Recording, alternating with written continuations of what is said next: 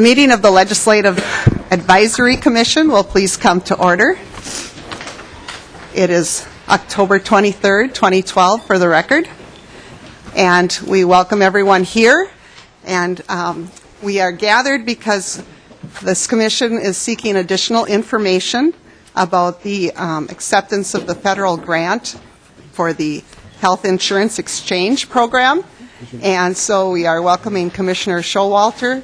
We realize that the grant can be accepted without legislative approval, but we do want to provide some oversight and get some questions answered about what is going to happen with this funding and the commitments that we will face as a result of accepting it.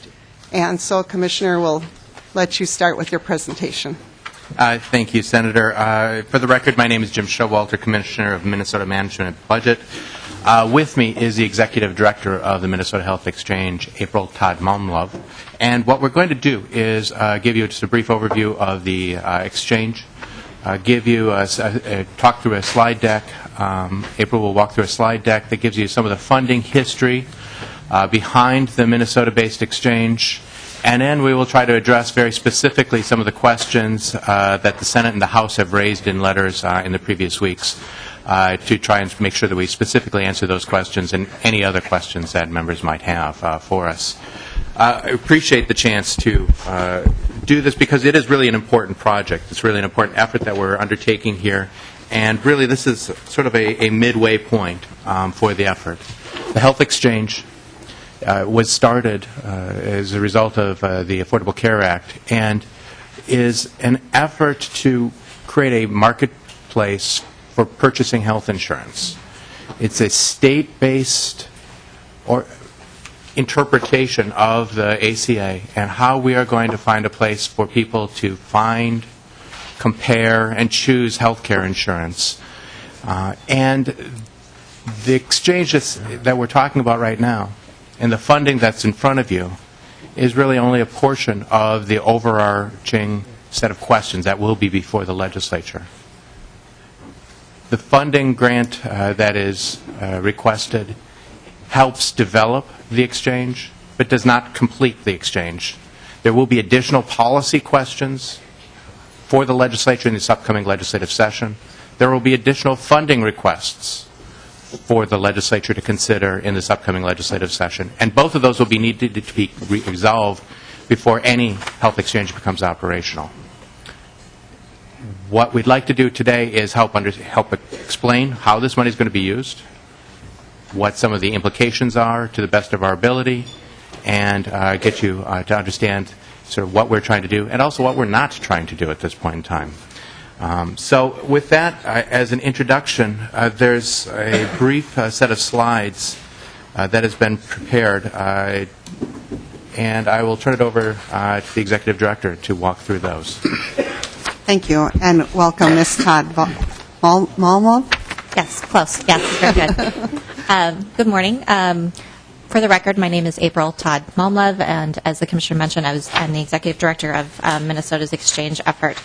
What I'm going to be going over in the slides this morning is not only the most current grant request that we have before the LAC, but also a history of the other grants that we've received, so you can see a comprehensive picture of the entirety of the funding that we are working with under the exchange. So we have received 4 grants or have been awarded 4 grants to date. The first one was back in February of 2011, and that was a federal grant of $1 million that was a planning grant.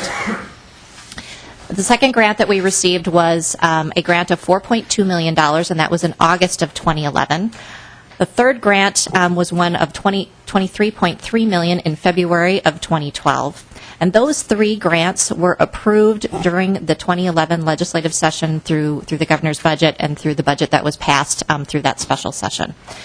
The fourth grant, we applied on August 15th of 2012, and we were awarded $42.5 million on September 27th from the federal government. This money in general has been used for planning, development, technical infrastructure, consulting with stakeholders, doing market research, working on some program integration related activities, starting some development on operations and outreach as well.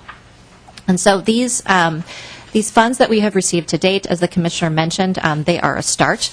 There will be additional requests for federal funding that will be coming in the 2013 governor's budget.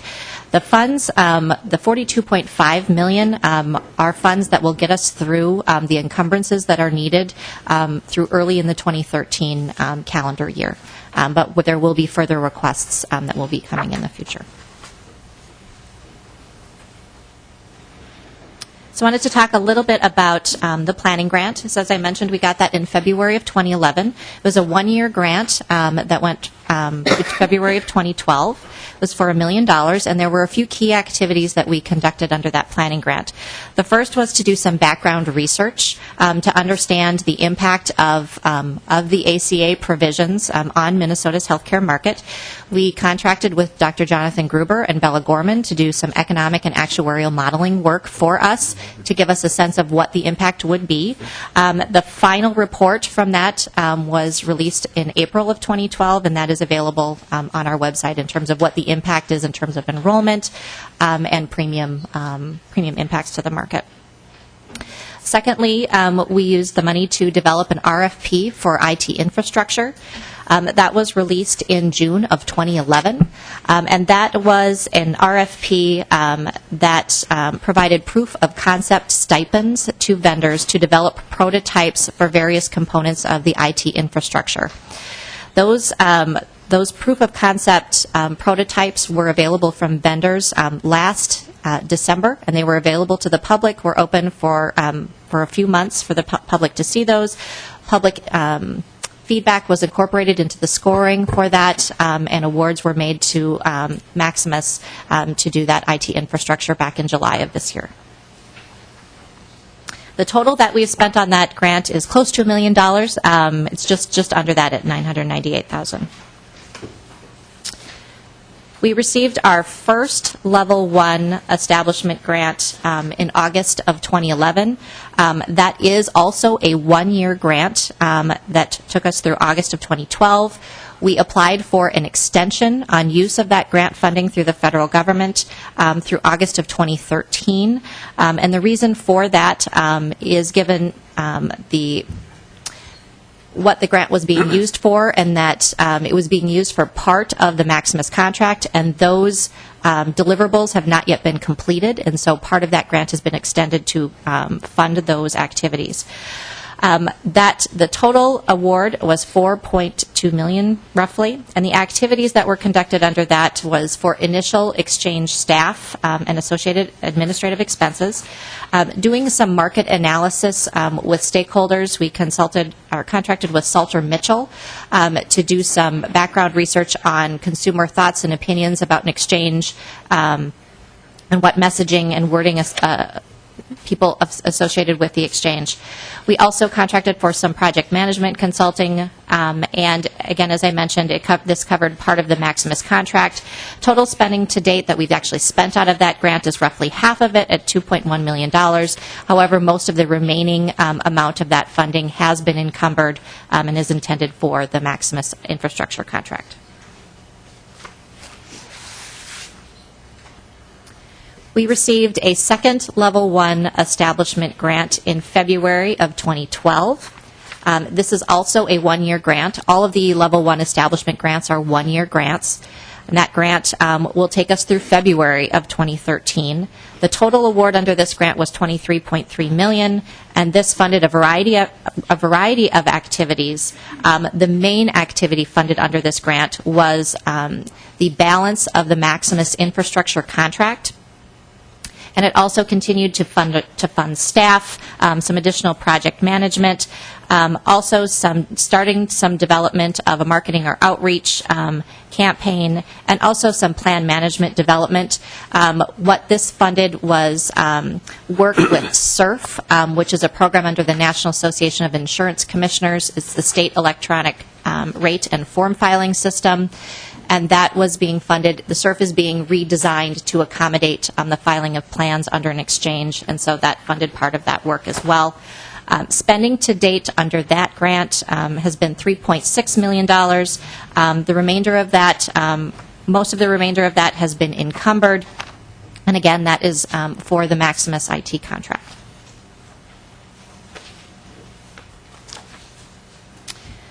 The third grant is the $42.5 million grant. That is the focus of the hearing today.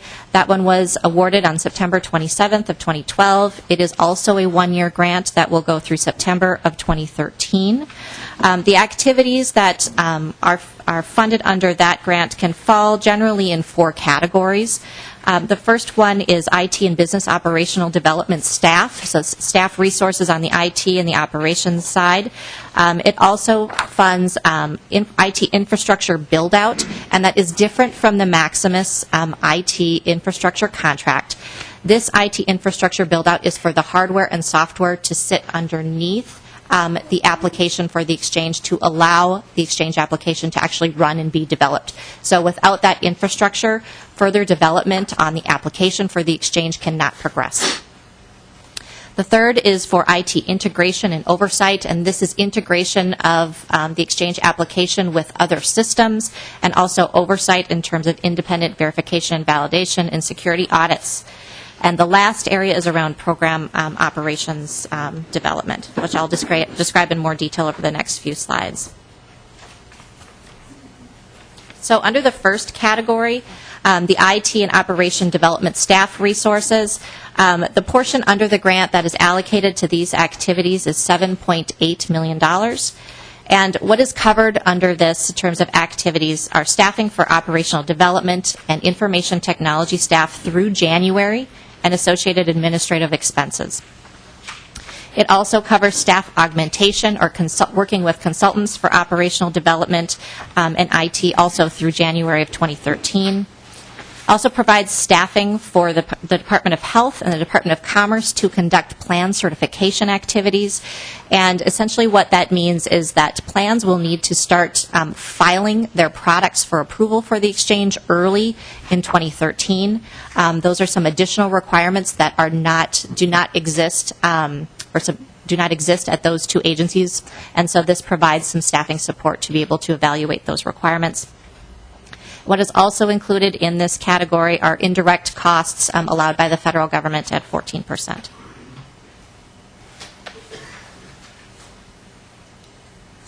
The second general broad category of spending under this grant is for information technology infrastructure. This is the largest category. It's roughly $20 million. The activities that are funded under this are annual maintenance agreements for the exchange application solution. And so this is an annual maintenance agreement that is due to Maximus at the end of October for annual maintenance and support for the exchange application for a year's period of time. That was not incorporated into the original contract. We do need to pay this by the end of October to maintain our contract obligations. The second broad category is for hardware, software, and associated maintenance support and service installation agreements for essentially developing testing and production environments. And to describe this in a bit more detail, it's really the guts of hardware and software that you need to run applications. As I mentioned previously, without having that funding, we cannot develop the actual exchange application to run.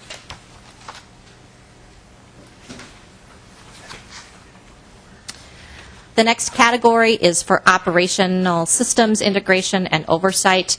The component of the grant allocated to this category is $6.7 million. The activities included under here are solution integration with other systems, and so this is for integrating the Maximus application with a call center, with appeals functionality, and for connecting with premium processing or finance applications. It also pays for a variety of oversight functions that we are required to do under the federal law, which are independent verification and validation of the system, also doing security assessments. And another component under this is provider and plan information management. One of the things that the exchange needs to do is to provide information on provider networks for individuals to be able to use to help choose the plan that is best for them. Currently, the Department of Health and the Department of Human Services both collect provider network information. So we're using this as an opportunity to streamline the collection of that information, reduce reporting by carriers of that information, put it into one source. And so we're able to use this to develop a data collection system to really put that in one place that will also allow the exchange to use that provider information. The fourth category under this grant is for program operational development. The component allocated under the grant for this piece is roughly $8.2 million. And these include a variety of activities outside of the IT development that are required under the federal law. For example, designing and developing customer service functionality, designing and developing health plan regulatory operations, outreach and communication design and development, the development of a Navigator broker program, and that is a program really to provide in-person and phone assistance to individuals that need assistance and can't utilize the website on their own, and also to fund financial development of financial operations, program integrity, and reporting structures that are required under the federal law as well. And so that goes through kind of in a broad brush all of the grants that we have received, as well as the $4.2 million grant in front of this committee. I wanted to reference a few other documents that you have in front of you that we have provided. The first one is a larger packet, which is the budget, the entire budget narrative from our most recent grant application. The second one is a spreadsheet, a four-page spreadsheet document that outlines the categories of spending and the specific contracts and personnel for which that funding is allocated to. There's also a third document that is a reference document for you that shows all of the different federal grants that have been allocated to date to the states and the types of whether it's a level 1 or level 2 grant.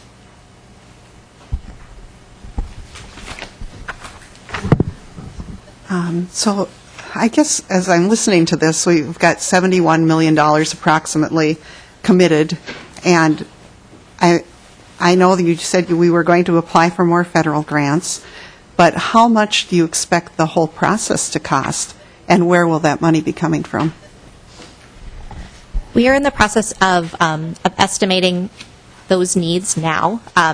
There will likely be 2 future additional grant requests to the federal government. The first one would be to fund the remainder of 2013 for those development costs that are there. There is a range there that we are looking at that is around $30 to $40 million for that request for that development. We are also there's also the ability under the federal law to fund the first year of operations for the exchange in 2014. That is another estimate that we are working on that is also roughly in the $30 to $40 million range for that first year of operation. You expect that would be an ongoing cost for operations, $30 to $40 million? The ongoing cost of operations really depends on the magnitude of enrollment. There's a certain portion of the costs, roughly half of it, that are fixed costs. The other costs are variable costs that depend on enrollment. And so we have projected that in the first year, enrollment will not be at its maximum level, but will rise to that in 2016.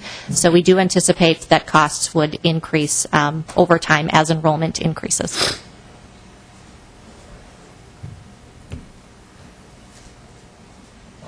Senator Perry? Thank you. Can you give me an idea of what are you anticipating maximum enrollment to be? Maximum enrollment under the exchange is a little over 1.2 million Minnesotans, and that can be broken out into a variety of categories. Of that 1.2 million, roughly 700,000 of them will be Medicaid. What is required under the federal law is for the exchange to process Medicaid eligibility and enrollment. So over half of that will come through Medicaid. Of the remaining 500,000, little over 500,000 or so, that is split between the individual market and the small group market. We estimate that slightly under 200,000 would come from the the small group market, with the remainder coming from the individual market. Currently, isn't there a system already set up for the 700,000 in Medicaid?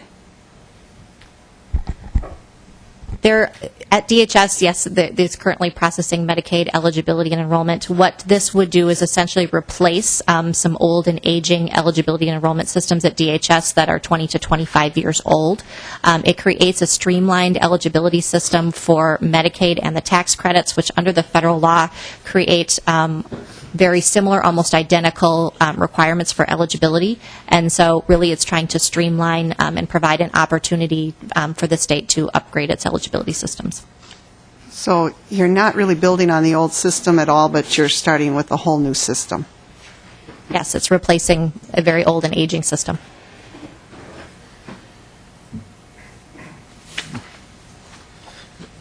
Senator Perry?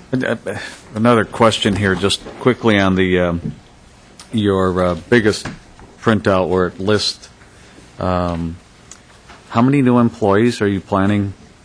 Does this plan for? Under this grant includes 54 employees for the exchange, plus some additional staff resources for the Department of Health and the Department of Commerce for regulatory activities. And is there a total on that? I'll actually reference in your spreadsheet, that 4-page document spreadsheet.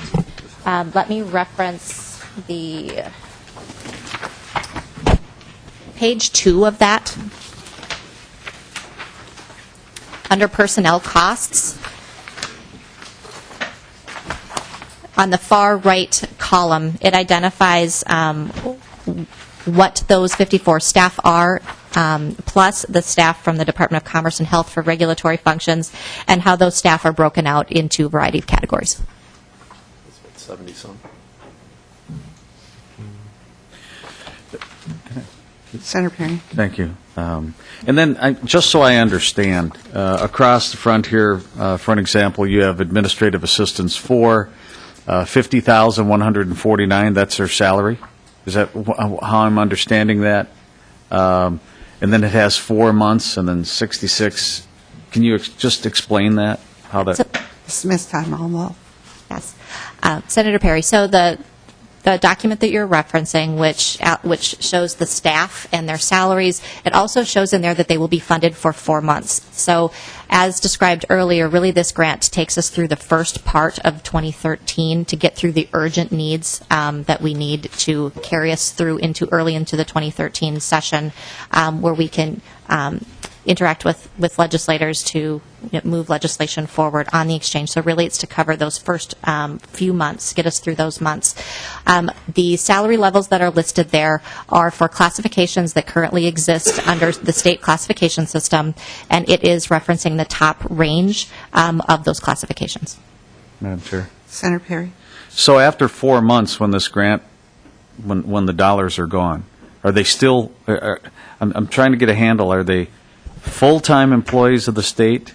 And if the funding is gone and there is no grant based on the state of our federal government today, and there is no grant money, then the citizens of the state pick up the tab? Is that, Commissioner Showalter, No. Can you answer that? Yeah, certainly. Senator, these employees are all being hired as temporary unclassified employees. So they're not in permanent positions. The state taxpayer does not have ongoing responsibility for funding these positions.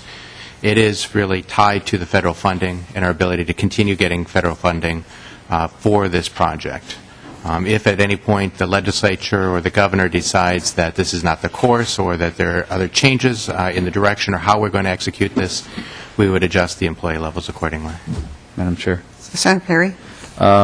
Benefits, health, all that is part of a 4-month package, or no? Senator- The costs that, Madam Chair, Senator, the costs that you see are basically the pay package for these employees. If it were to be literally just completely stopped on some day certain, there would be some, perhaps some sick payout or something like that, but that would have to be dealt with within the federal funds that exist. Thank you. Commissioner, I'm puzzling a little bit. Since we already have a system in place for 700,000 of these folks right now, is this new staffing mainly just to build the new system? It has nothing to do with operational. We still have another staff that's operating this other system for the Medicaid patients currently. Is that correct? I'll start this answer and would invite April or Chuck Johnson ultimately from the Department of Human Services to talk through these issues. But quite simply, the DHS system has been with the state longer than I have, and that's quite a long time. The MAXIS system really does not communicate with other systems the way we would expect it to. It's been a subject of replacement attempts in the past.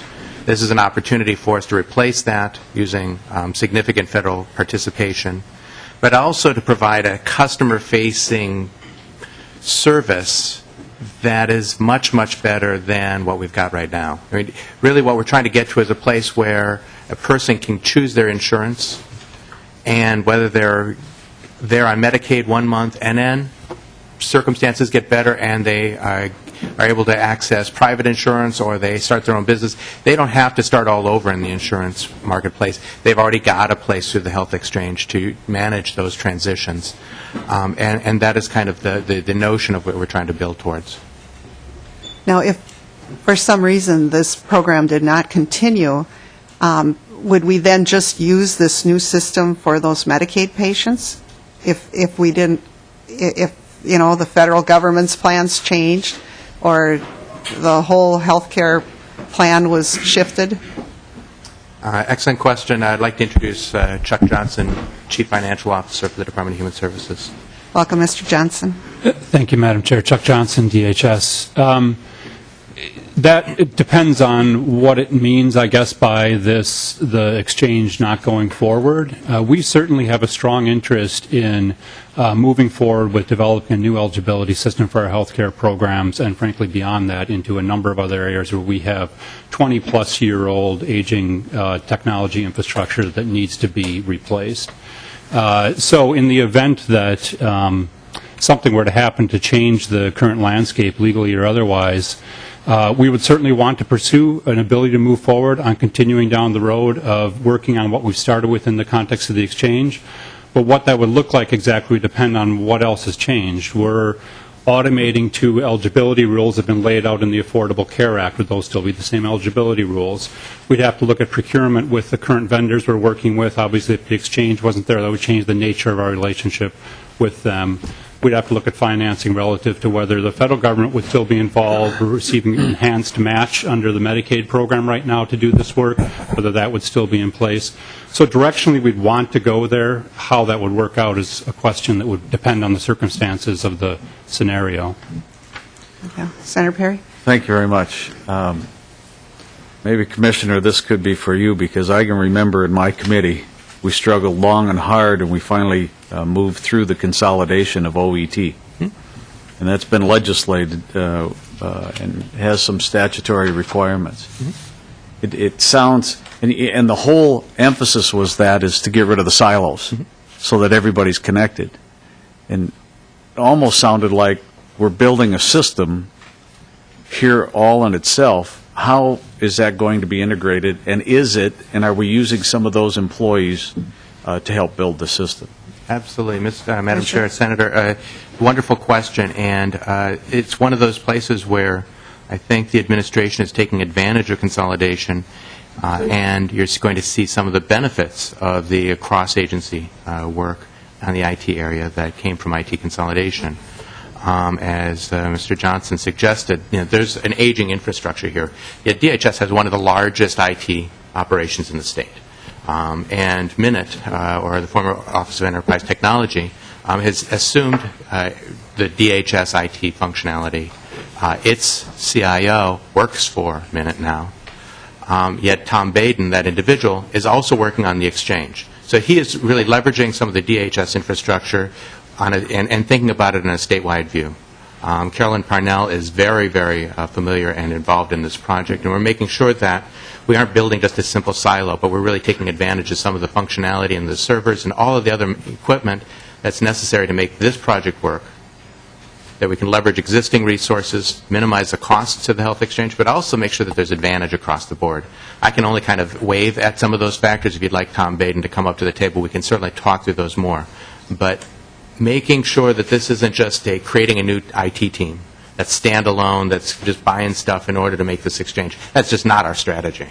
Our strategy is to make sure that it is really using some of the state staff, using some of the state tools that are already in existence, and building up to a better platform that will work both for the exchange and ultimately for DHS and the rest of the state agencies.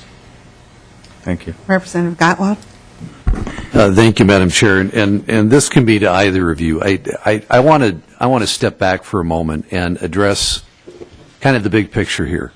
We've had some opportunities to visit with you over the last few weeks, and I have growing concern on behalf of Minnesotans that what we are doing, or what we see Governor Dayton and his administration doing, is unilaterally obtaining federal funds with no legislative authorization or direction to build an infrastructure, both staffing and IT, to implement Obamacare in Minnesota, a virtual government takeover, certainly for 1.2 million Minnesotans, moving all these people into a government program or a set of government programs, basically, with no assurance of where the money has come from or particularly what the impacts are.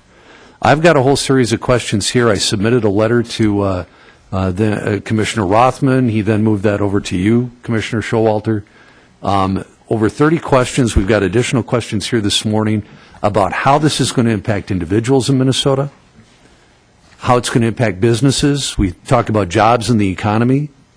What is the impact to job creation in Minnesota? What is the impact to our employers? I have talked to numerous businesses in this state that are frankly freaking out over what this might do to them.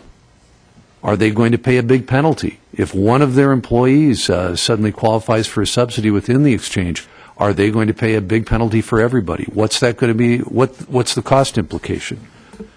There are employers hiring attorneys to figure out how to break themselves up into small enough chunks to escape this right now. It's gotten that crazy.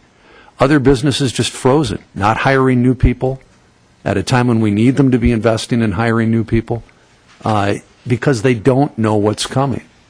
And they don't know because of the unilateralism of all of this. We don't know what we're being committed to. What are we committing Minnesotans to? Not only in terms of state government, but what is the impact long term? CMS and HHS in Washington have been very slow to give us details. We're months away from implementing some major portions of this. Minnesotans deserve to know what this is going to do to them.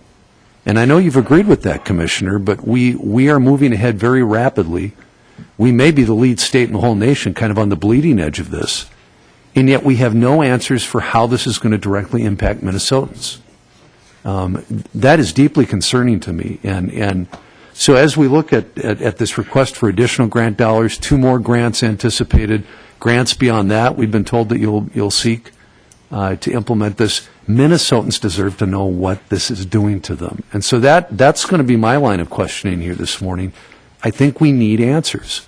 So we can say that, well, here's our budget, and we put all this stuff online. But I can tell you, Minnesotans do not know what's coming at them. This is the largest domestic program in U.S. history that is being brought to Minnesota, and we still don't know what it's going to do to Minnesotans. So it's not an attack on you, but I think we really have to be concerned when we have an administration moving ahead unilaterally to implement something with no legislative authorization and tens of millions of dollars in federal grant monies. I think it sets a very dangerous precedent for the state on top of that a governor in the future could take money and simply go create a direction for the state, create an infrastructure, create a staffing, a bureaucracy to implement something without clear policy direction. So you can respond to that generally or in specific. I've got a bunch of questions I'll be asking this morning, and hopefully we can get to some of the bottom of how this is going to impact Minnesotans, particularly job creators.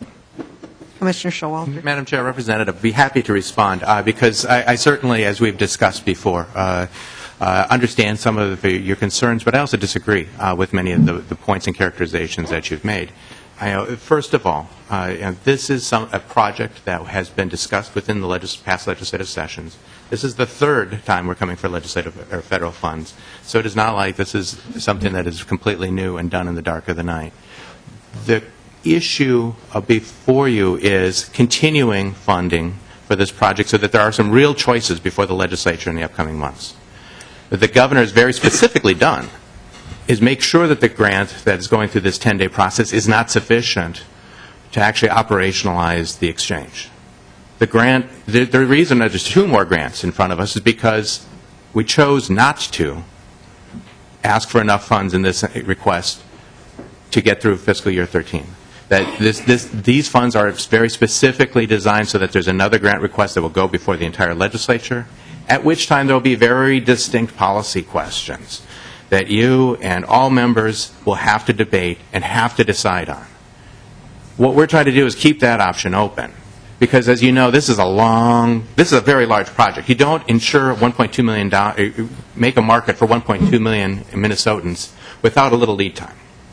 You don't just flip a switch and have an IT infrastructure that's there that will serve people in a way that they're accustomed to without some serious work and some serious thinking about the business processes. But there are some huge policy issues that you and others have raised, and those need to be meted out in the legislative session. The governor intends to bring that forth. He's said so, and that's literally why this federal funds request is the size that it is, so that there are other opportunities to come forward with federal funds, that you look at those along with the policy questions and the options and the directions that are there, because many of those questions really are being debated in the task forces right now. We're getting a lot of advice. But it's also a difficult thing for members of the public and each of their interests to come together and come to some conclusion, because ultimately that's the role of the legislature. And so we're looking forward to the reports back from the task forces. We've got some of those. We're going to be getting more back. But as you know, those are at one level, and those aren't necessarily widely understood by Minnesotans. And so that is part of, I think, the shared leadership role of everyone at this table, others in the legislature, and others here in the administration to help explain what this exchange is going to do, and ultimately not just ask the questions, but get to some governance, get to some resolution of how we're going to move forward on this exchange, whether it's a Minnesota-based exchange, whether it's a shared federal-state exchange, or whether it's a federal-only exchange, and stop asking the question, but say, here's what we're going to do. And that's really the work of the next several months. Representative Gottwald. Thank you, Madam Chair. Commissioner Showalter, the problem is lead time. You're exactly right. We've been talking about these grants and this issue for quite some time, and what we've seen is no answers. Detailed questions. This isn't just an exercise in creating options for Minnesota and then kind of leaving it as an open book. If you look at the timelines, this is imminent. It's coming at us right now. Businesses don't have answers. Minnesotans don't have answers about what options will be available to them, how much it's going to cost them. Is it going to be more or less? Is it going to impact my business to the tune of $1 million where I can't continue to exist? I've had small employers approach me and say, the penalty, if I do my math right, is more than my margin. I'm out of business. So we're moving forward faster than any other state in the nation. There's about 5 states that are kind of on the way, and Minnesota appears to be number 1. And you got 45 states in the nation that are kind of going, let's see what needs to be done here. Let's make sure everybody's on board before we move forward. And that's the problem. You have moved forward unilaterally. And with tens of millions, you're spending over $70 million. You're hiring over 70 staff. You've contracted with Maximus that created the single-payer system in Canada for 2 provinces. Their contract runs out at the end of this month. You need this grant to continue that process. This is leading somewhere. So it isn't just, well, we're going to kind of set you up and then you have to fill in the blanks, legislature. This is, we know where we're going, and by the time we end up being able to make some of these policy decisions, it's going to commit us to things that are going to be very difficult to undo. We deserve answers to details. I do have, Madam Chair, a number of very detailed questions that I suspect we don't have a lot of answers to yet, but that Minnesotans deserve answers to as we rush forward to do this. And so at whatever point you want to take detailed questions, I'd be glad to get into those.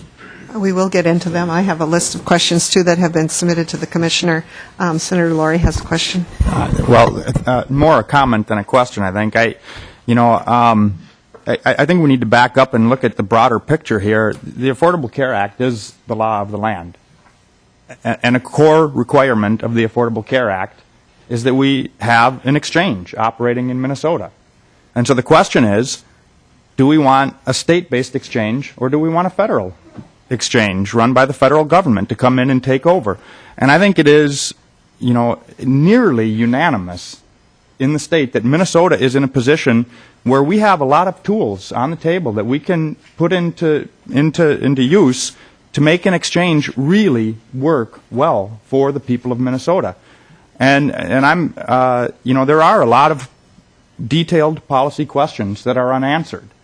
And we've had a Minnesota Health Insurance Exchange Task Force struggling with those questions for a long time, and we tried very, very hard to get the last legislature to engage in those questions, and we failed to do so. We didn't engage in those questions and provide the answers that were needed. And so, from my perspective, the governor and the administration have moved forward in a responsible manner to try to put some technology pieces in place that are modular in nature and able to respond to the ultimate answers to these questions that do come out of the legislature. It is going to be incumbent upon us when we return in January to provide answers to these. And the fact of the matter is also that discussions about a health insurance exchange in Minnesota long predate the Affordable Care Act. This is something that, an online marketplace for people to shop for health insurance and compare apples to apples and make sure that they're getting the proper information is a good idea, regardless of who's putting it forward. And that's been recognized for a very long time. In fact, it was proposed by Republicans prior to the Affordable Care Act. And so regardless of what happens at the federal level, even if, let's say, the Affordable Care Act isn't maintained at the federal level, I think that the direction that we would be going would be, based on the statements of candidates, is that the feds would allow the states funding to pursue their own paths. And so building an exchange based on Minnesota's tools and our history of leading in health care is a wise choice, and we'll have these well underway and can continue these valuable efforts under either direction that the feds take, is my kind of overarching assessment of where we are today. Representative Gavel. Well, Senator Laurie, and Madam Chair, I don't know when you want to get into debate on this, but let's do it now. What we are seeing is an irresponsible, unilateral approach to building something where we have no answers. I mean, we have submitted literally dozens of questions on behalf of Minnesotans. You talk about a process. Ask the people who have been involved in the exchange discussions and on the governor's health care reform task force. People have described it as a foregone conclusion, that there's been very limited public input. If you went out to Minnesotans right now and asked any 100 households what the exchange is, what it's going to do, what we're doing with this grant money, they wouldn't have a clue. They have no idea what's coming. The businesses are getting very concerned and frustrated about the impacts. What are you setting us up for? They deserve answers before we do this, not after. And the timelines right now, by putting our oar in the water as we have, or as the governor has, commit us to some things that we have no answers for. It puts us behind the eight ball. It puts our businesses behind the eight ball at the very time when we need our economy recovering, jobs being created. Businesses are sitting there going, what do I do? Households are saying, am I going to have the health care coverage I have now, or is it going to be something different? When do I have to change my health care coverage? Will it cost me more or less? And we don't have answers for them. But by gosh, we're out there spending over $70 million, and we're going to ask for more grants to build something to put this on Minnesotans. That's not responsible. And, Senator, you also know exchanges are not built equal. They're all over the board. And while they've been discussed for a while, we've never moved forward in any way, shape, or form like this in Minnesota in our history. I mean, it's crazy to think that a governor can take federal dollars with no legislative authorization and simply spend them to commit Minnesota to a path that is going to literally impact at least 1.2 million Minnesotans and perhaps more to an incredible extent, and not explain to them what it's going to do to them. Minnesotans deserve to know. The businesses, the individuals need to know what they're going to get in 2013 and in 2014.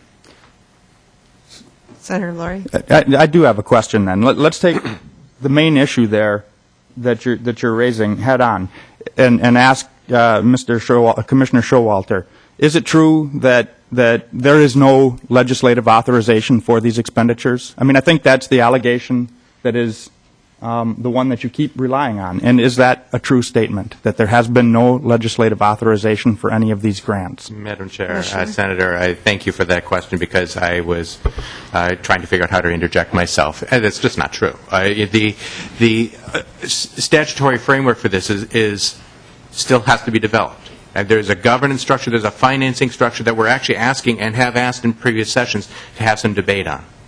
But at this point, there are federal fund requests that have been put before the legislature.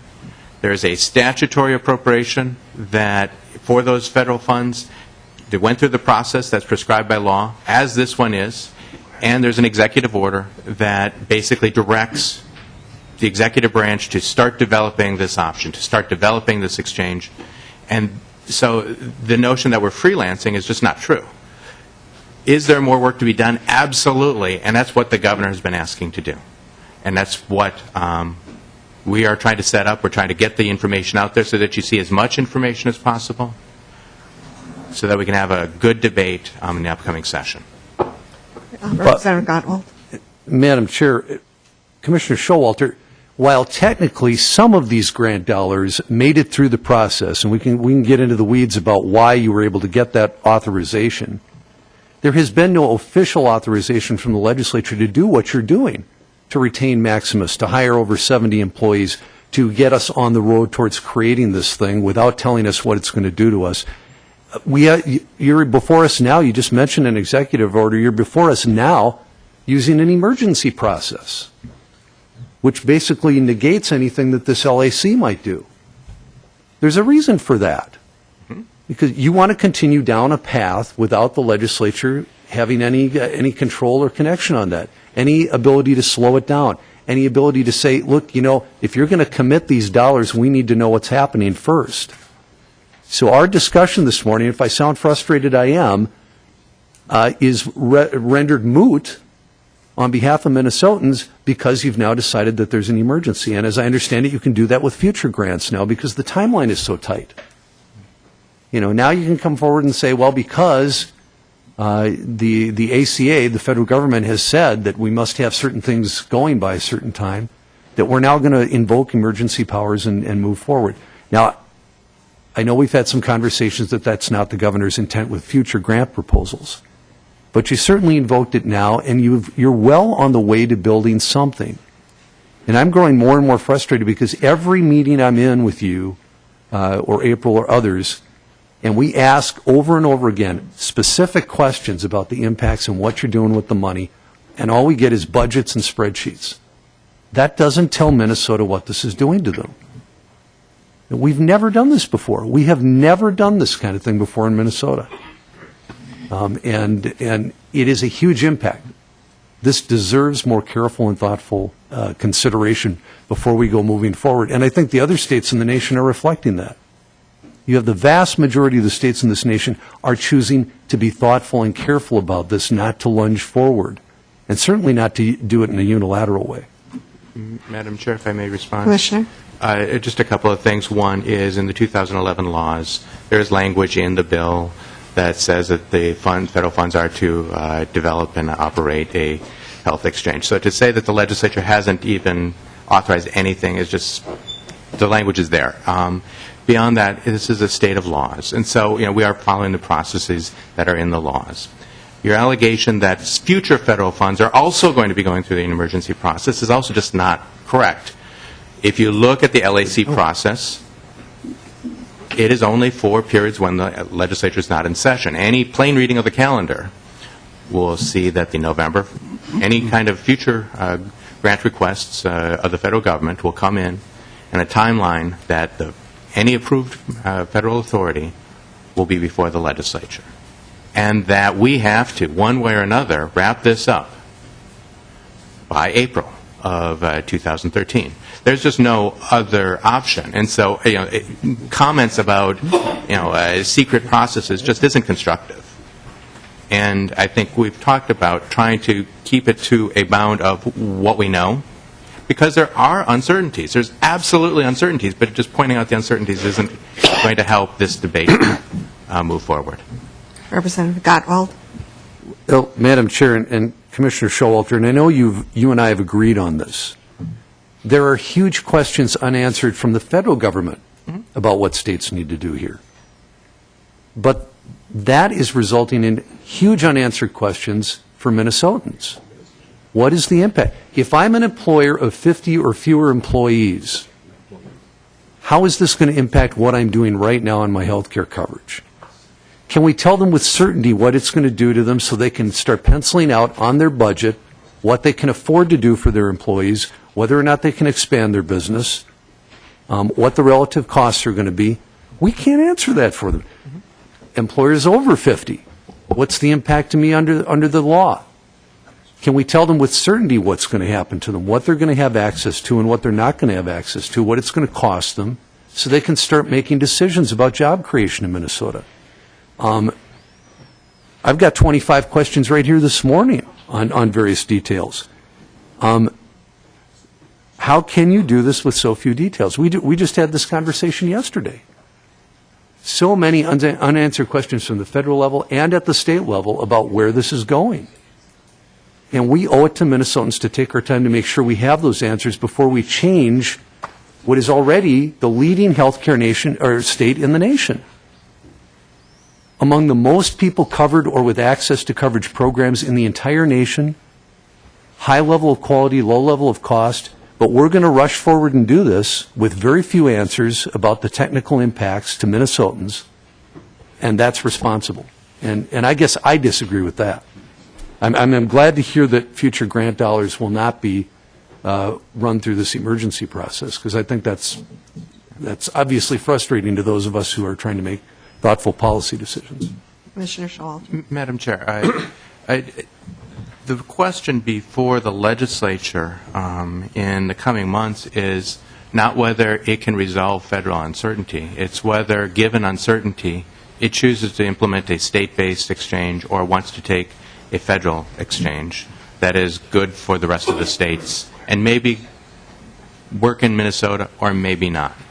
We can't resolve that uncertainty by our action. What we can do is decide how much of control we want to take over the programs, the regulatory environment, the customer service, the factors that a state-based exchange can influence.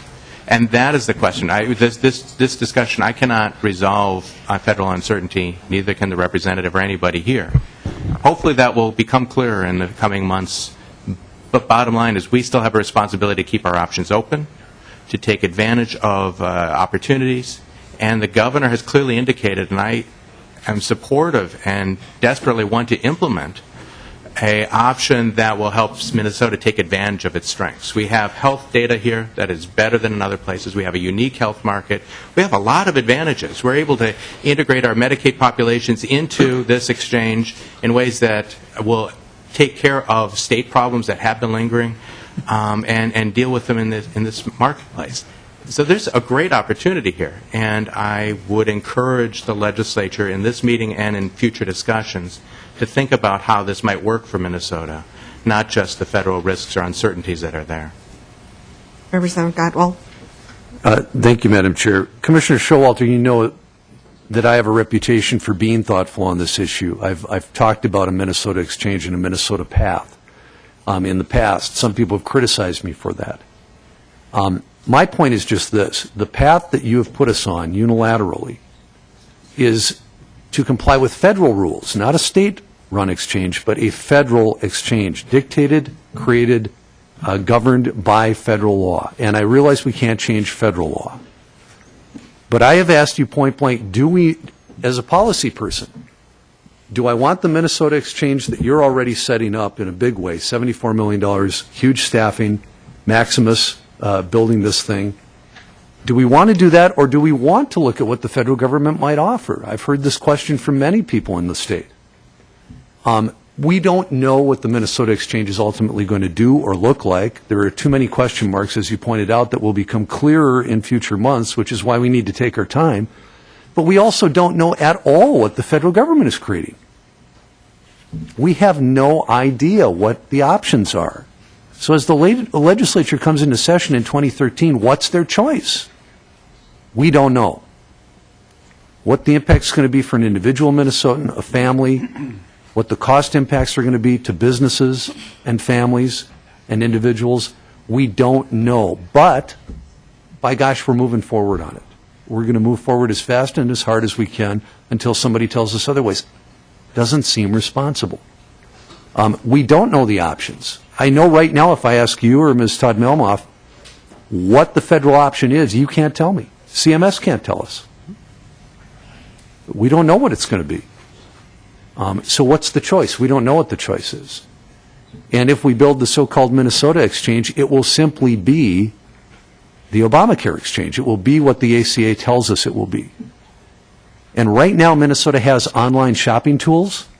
Many Minnesotans may not know that. We have online shopping tools for all of the health care coverages available in Minnesota, all of them. You can apply online. You can shop. You can check out what premium you want, what deductible you want, what benefits you want. You can do all of that online right now.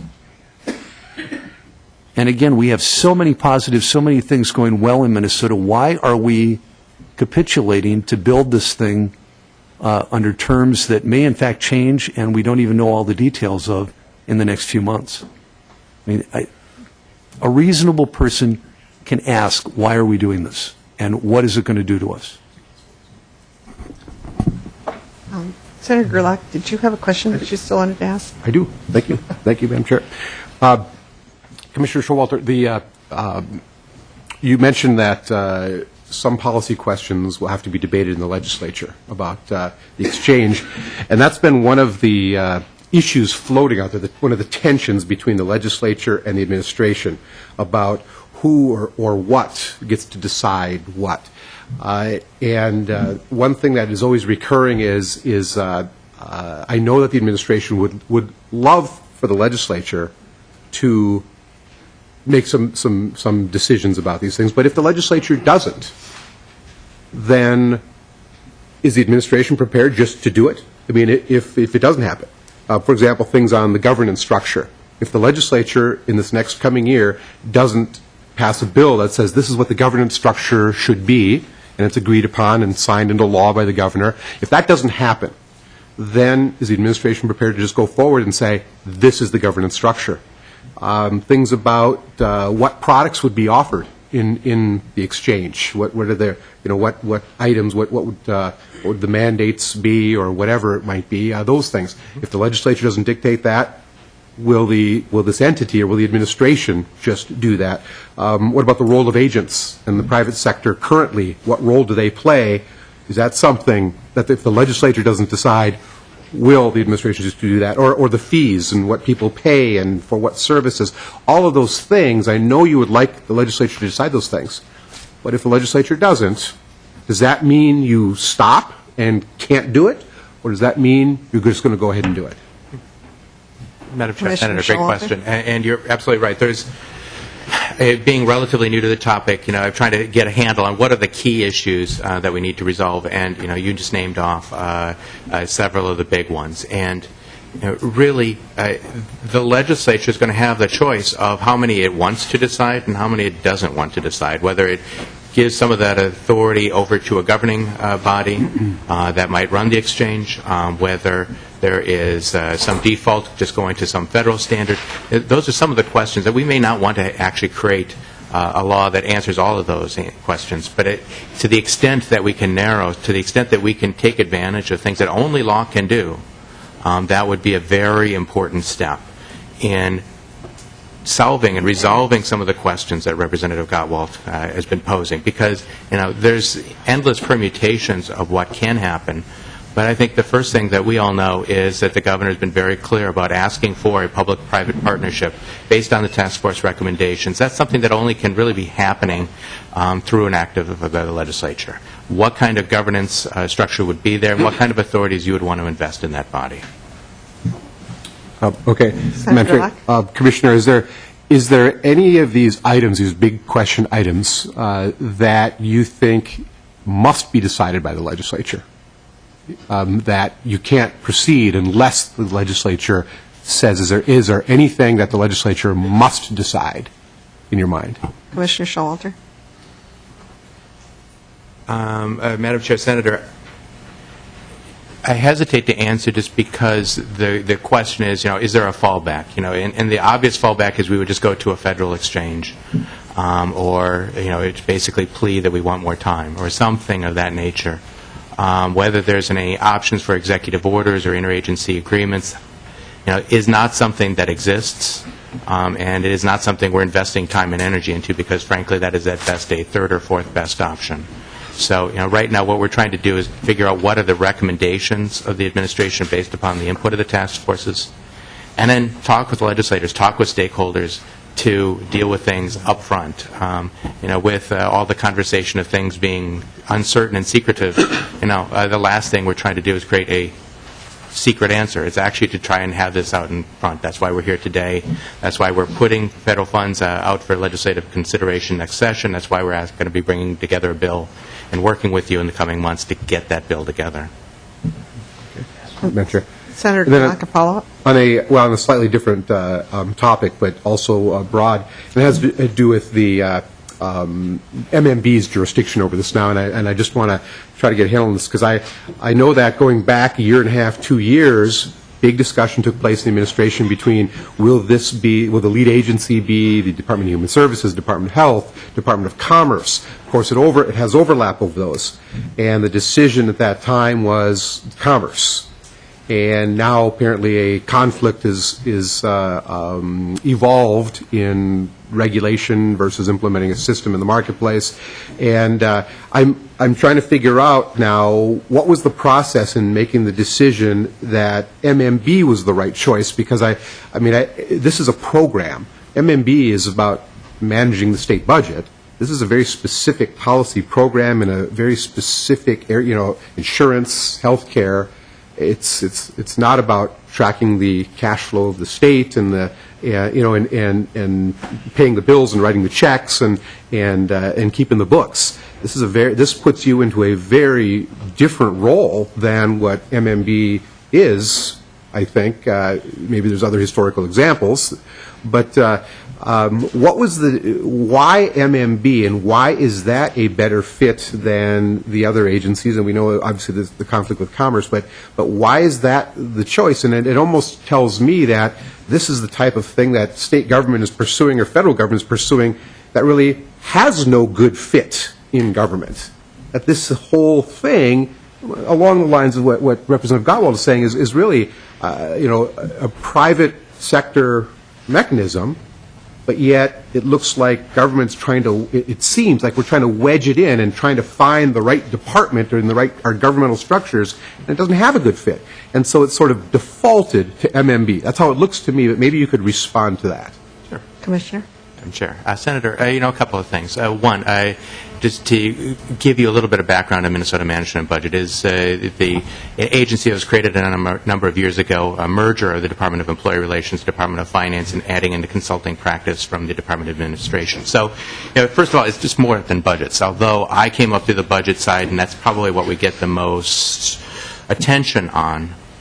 There are plenty of activities dealing with the state's workforce, dealing with labor, dealing with accounting, internal controls, and really it's about management and utilizing resources better. And that's our mission statement. And that is what we try to integrate, both the numbers and the human resources and the information management, into a package that we can help state agencies deliver better services. So first of all, it's a lot more than just sort of managing the cash flow. why it came to MMB, is partly because of that conflict. As you said, it wasn't really so much an issue initially with Commerce helping develop the policy, helping, start the conversations and really being an incubator for this idea. But ultimately, we're getting to a place where we're asking for 50-odd people to come work on this exchange. We're really creating a entity that the Department of Commerce is going to have to regulate. Now, it's no longer an idea, it's becoming an entity, and that's really not a tenable thing for a regulator to be creating an entity that it's going to be regulating. Why MMB? Part of it is because, it is a way station. It is not a permanent home for the health exchange. You're right, it's not a perfect fit. It certainly fits to some of our experiences and our skills. You look at our work with the ARA, the stimulus bill, and trying to manage interagency work, responding to uncertain federal requirements in a environment that the legislature wanted a lot of answers, and put together something that worked, met the state's needs. We had some experience with that. If you want to look at the SWIFT project, where we are working with, again, multiple agencies, unique needs, trying to integrate a significant business process change, an IT process, and install it into the state, we've got some experience in that. So there's certainly relevant experiences with that agency. But bottom line is, the governor has said, as I mentioned before, this should be a public-private entity. It's not going to be part of MMB. We don't really want it to be part of MMB long-term. We want to help it grow, help deal with the issues that are here before you right now, help with the decision-making process so that we can get some clarity about what we're trying to do, and then hopefully the legislation will authorize whatever it's going to authorize, hopefully a public-private partnership that will establish a real marketplace for people to buy insurance for small employers and individuals, and it'll go do that. And we would be fine. Commissioner, since you are our budget expert, and you probably are working intensely right now on putting together the next budget, are you including money for the state portion of the exchange? It's my understanding that that state money is supposed to be used for the MA portion. And so how much do you anticipate that would be, and how much will you be requesting from the legislature in the upcoming budget cycle? Madam Chair, the state portion of the MA certainly would be part of the budget discussion. April, want to make any further comments? Actually, the Medicaid portion of this, I might actually have Chuck Johnson come up and talk about how that's working.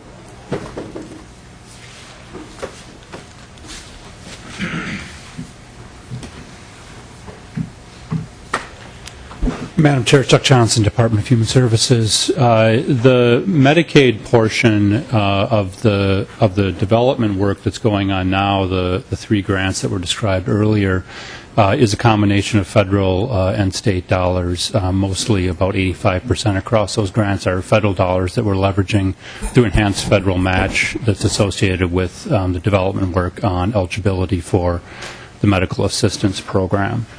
To your question going forward, it depends in part on, we're doing, as you suggested earlier, eligibility work now for the Medicaid population. We have a computer system that we're paying for to process that. The counties do a lot of work at the county level to process eligibility, and of course we have other folks in the department who work on that. Most of that effort, most of what we'll need to do going into the future can be a redirection of those existing resources. It might look a little bit different. It won't be the Maxis system that we have now doing eligibility for MA. It will be a system in the exchange, and those dollars may be run through the exchange rather than through DHS. That's another thing that needs to be sorted out in here. But I don't expect that we would need for the Medicaid side necessarily to have new state dollars rather than an ability to redirect what we're currently investing in that infrastructure around the eligibility for the Medicaid program. So you don't expect a new line item in the budget for the development of the system for that?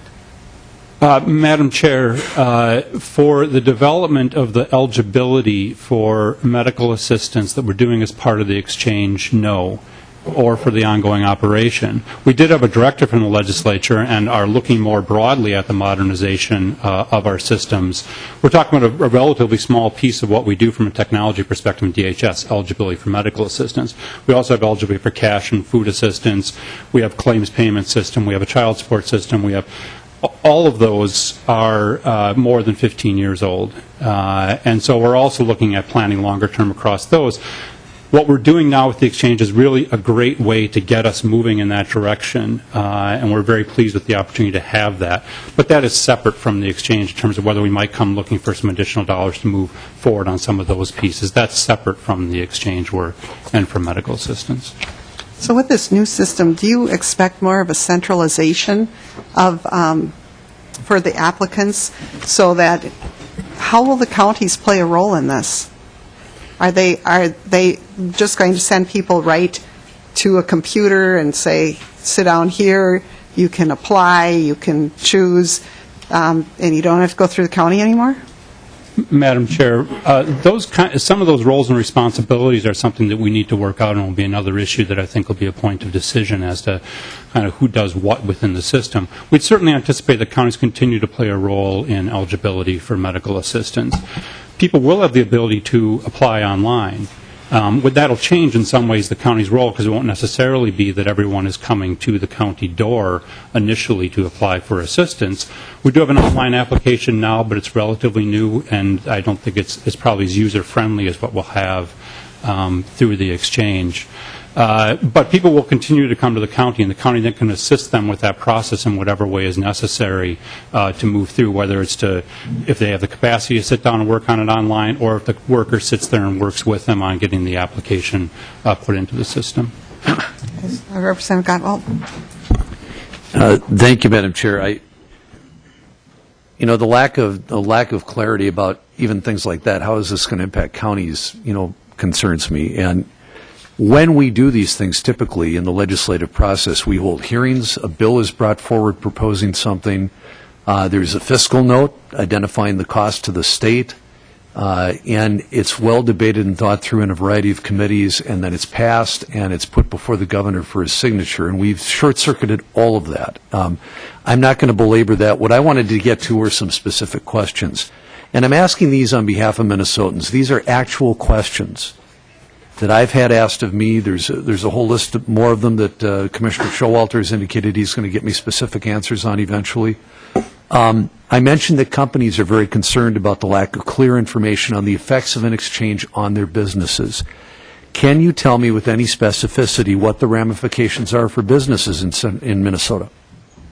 Commissioner Showalter. Madam Chair, we'll try to address this question. Representative Gottwald did, just for the record, the letter that he's referring to is about 63 questions. We did respond just late last week, a 6-page response trying to summarize responses. Many of the questions are either referenced in other materials. Some are not known. And as part of this back and forth is also trying to just nail down in the format that the representative is asking each of these questions, because in some instances we have answers and some we don't, or we have information but not anything that satisfies the representative's request for a definitive answer.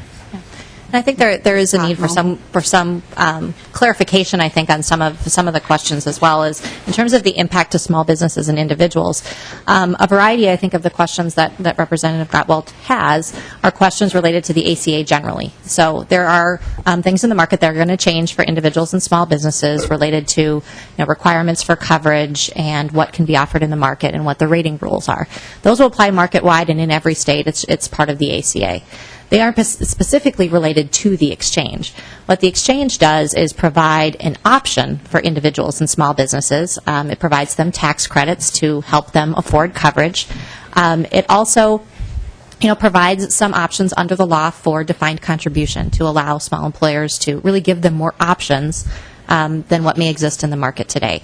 So the exchange has some impact, but many of those questions that you have really are broad-based questions of the ACA generally that will impact the market. Some of the big, policy questions around, which health plans will be participating, which products will be in there, really are policy questions that need to come before the legislature. In terms of the development work that we've been doing on the infrastructure side, that will really accommodate any of those policy decisions that are there. So really, that's some of those key questions are what we need to engage with the legislature on early next session. Representative Gottwald. And actually, Madam Chair, if I could retain the floor long enough to ask a series of questions, that'd be good. This is exactly the problem. When we ask specific questions on behalf of businesses that are trying to plan for their future and make hiring decisions and decide whether to expand jobs or cut back, they ask simple questions about how is this going to impact me, and they get kind of the ACA in general is going to do some general sorts of things, and we need to kind of figure it out in the year coming up. But we've got these deadlines we got to get moving towards, and we don't know. The answer is we don't know. Another question, how many jobs will this cost Minnesota? Frequently when we put forward a bill, we'll have this debate, and I've seen this come forward. People will do studies. They'll say, what's the economic impact? How many jobs will this cost Minnesota? How many jobs will it create? And knowing that even before we pass a bill or put it on the governor's desk. So the question has come, how many jobs is this going to cost Minnesota? Do we know? Have we even considered it? Commissioner? Madam Chair, Representative, once in a while that kind of information is available. Certainly the number of jobs usually is related to the direct number of FTE associated with a particular project or request. Once in a while in economic development projects, somebody tries to make those kinds of estimates. If that's something that you think is important and we should build into the work plan, I guess that we could try to get federal funds to address those kinds of questions. But as you know, those are pretty broad and usually subjective questions. Well, Representative Gottwald. Well, Madam Chair, I think we need to know that. I mean, at a time when jobs are at a premium, we need to know whether this is going to have a net negative impact or positive impact on jobs in the state of Minnesota. It is something we should look into. Now, the fact that we'd have to go and get federal grants to try to do that is kind of ironic, I think. But this is a serious question. I think it's something we need to consider before we move into this. I mentioned before, this is the largest domestic program and set of tax increases, frankly, in U.S. history. And we're going to visit this upon Minnesota with no knowledge or no consideration yet of what it's going to do to jobs, what it's going to do to businesses. And this is my concern. It's a legitimate concern. I think we've even shared the fact that the uncertainty is troubling. But that doesn't mean that we should simply bowl ahead and ignore those uncertainties. They're very important to people. Madam Chair, if I may, Representative, you asked for an estimate, and what I'm responding is that there's no estimate, or at least that I have handy at this moment. The question of whether this is useful for the economy, whether trying to find ways to allow people to shop for small business coverage is a useful thing for employment and a useful thing for the state economy, I think the answer is resoundingly yes. Whether there are federal estimates of the overall impact, we can certainly check. But the question of whether this is an estimate of the state exchange is, I think, what you specifically asked and what I specifically responded to. Representative Gottwald. Well, Madam Chair, I think what you're hearing is the Commissioner is speaking to a policy position. And he's just said that he's relying on the legislature for policy positions. You're making a policy that this is a net positive for small businesses, that this is, in fact, what they want. They have access to coverage right now. We have a really good marketplace in Minnesota. I think Commerce Commissioner Rothman would probably support that. The question at the end of the day is whether this is a net positive or negative. And most of the businesses I'm hearing from are concerned about the bottom line. Is this going to cost me more or less? Is it going to provide equal or better or worse benefits for my employees? Will I have to cut back on employment? Will I have to dissolve my business because the penalty or the premium costs or whatever costs I incur from this are unsustainable, unsupportable? Let me ask another question, if I may. If I am a Minnesota business afraid to hire more workers because I don't know what the governor is building or what it will cost my business, should I go ahead and hire with confidence? Commissioner? Madam Chair, these are increasingly interesting questions, but ones that probably are not exactly things you should be asking the Commissioner. These are interesting political points that you're trying to make about ACA and whether you believe in the federal law that we're trying to position the state with a state-based health exchange. Should someone hire for confidence? Is this a great place? Is this a great place to hire, a great place to work? Yes. Are we trying to make a health exchange that will allow people to access insurance? Yes. But there are a lot of things that need to be done for the state to choose its path. In the end, we're fitting within federal health care law. In the end, we are trying to choose the best options that we can, given what information we have right now. Representative Gavel.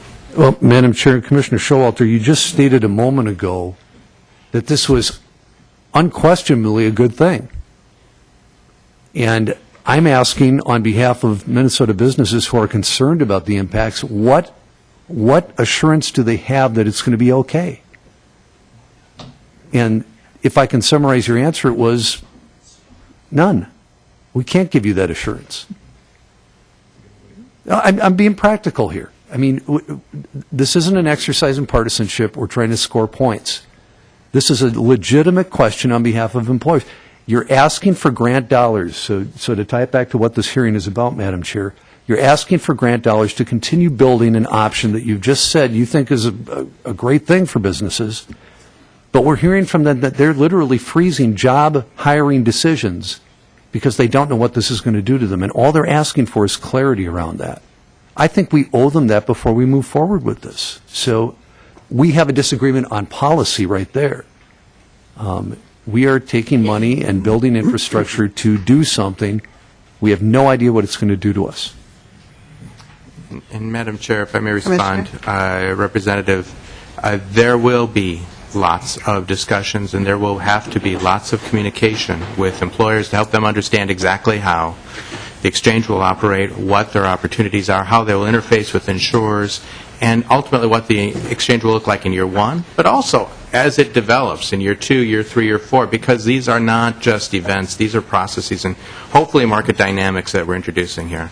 So the bottom line is that we're asking for authority to utilize federal funds to continue working on this, to understand some of these questions. The magnitude of the dollars suggests, yes, that there's a lot of work to be done in order to answer the level of specificity that businesses would want to as they come to the exchange to literally start to shop or individuals start to access insurance.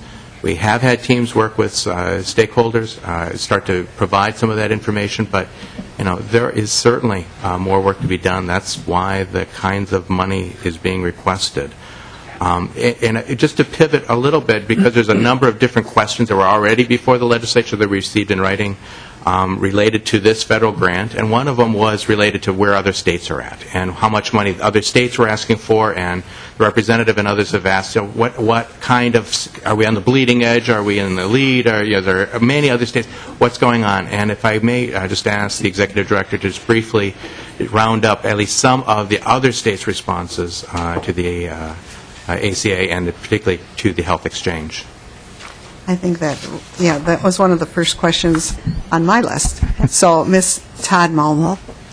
So I'll reference you to this one-page chart that you should have in front of you that does list all of the states and all of the federal grants that they have received to date.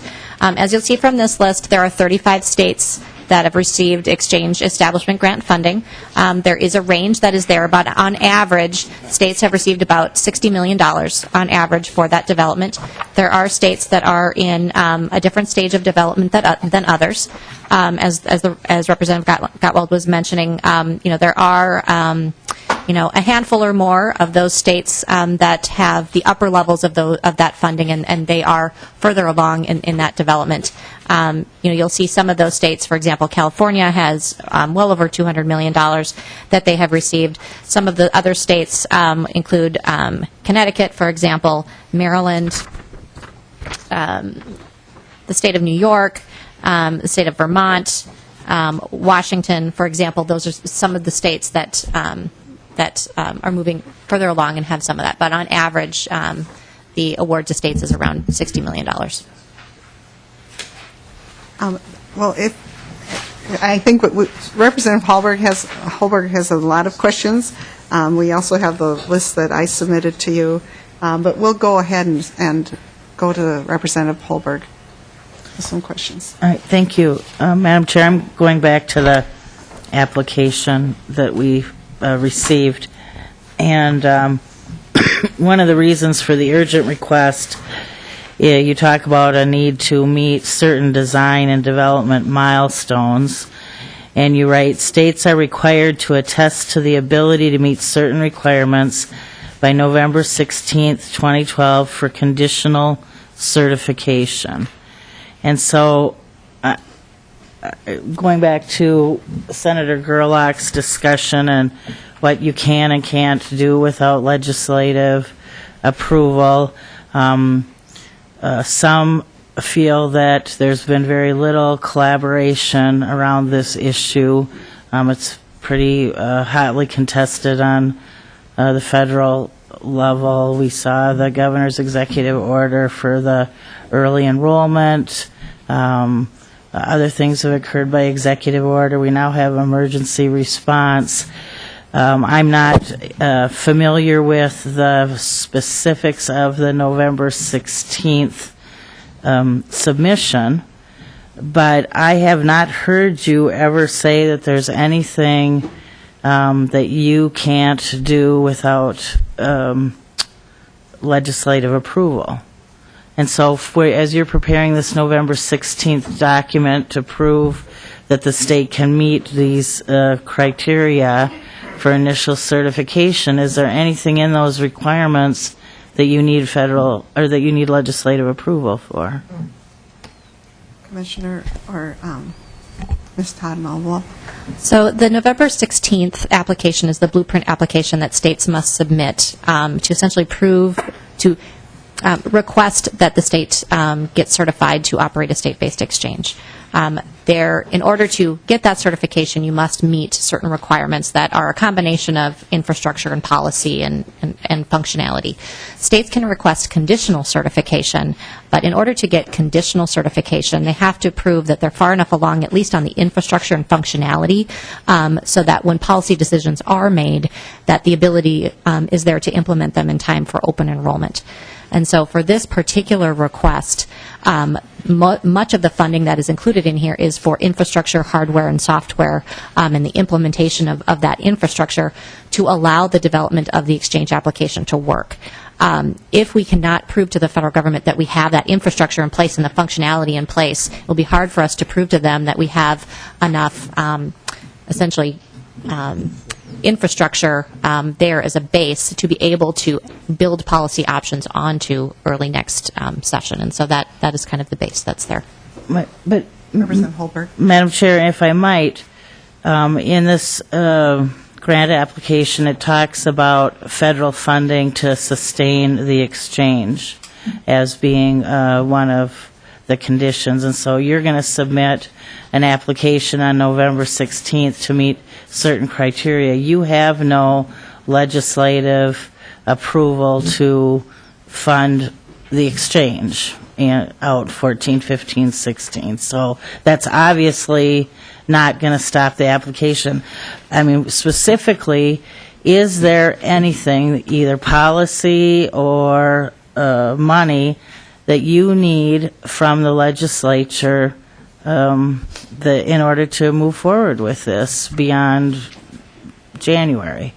I mean, if the legislature, says we can't agree on this, we don't agree with the governor, we think that his choice, you could have a situation where you spend this $70 million and hire all these people, and the infrastructure decisions are counter to implementing the policies that the legislature supports. I mean, you could literally waste this in that you've done it the wrong way.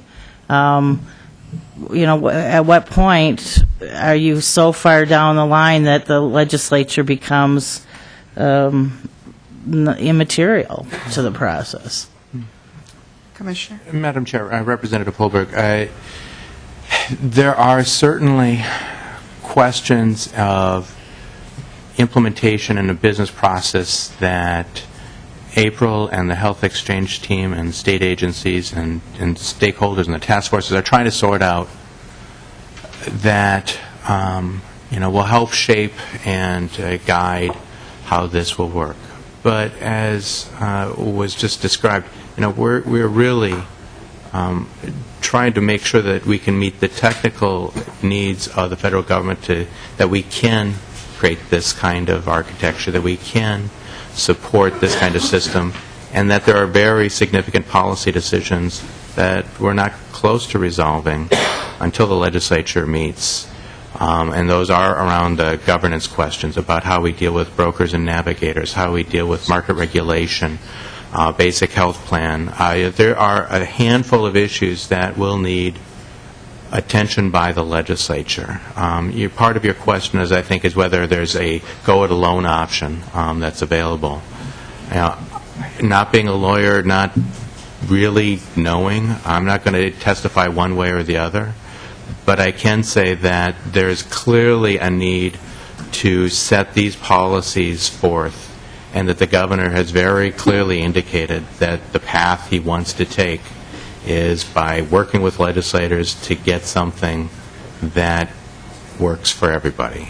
And so that's what we're seeking, and that is also why, as I just reiterate, is why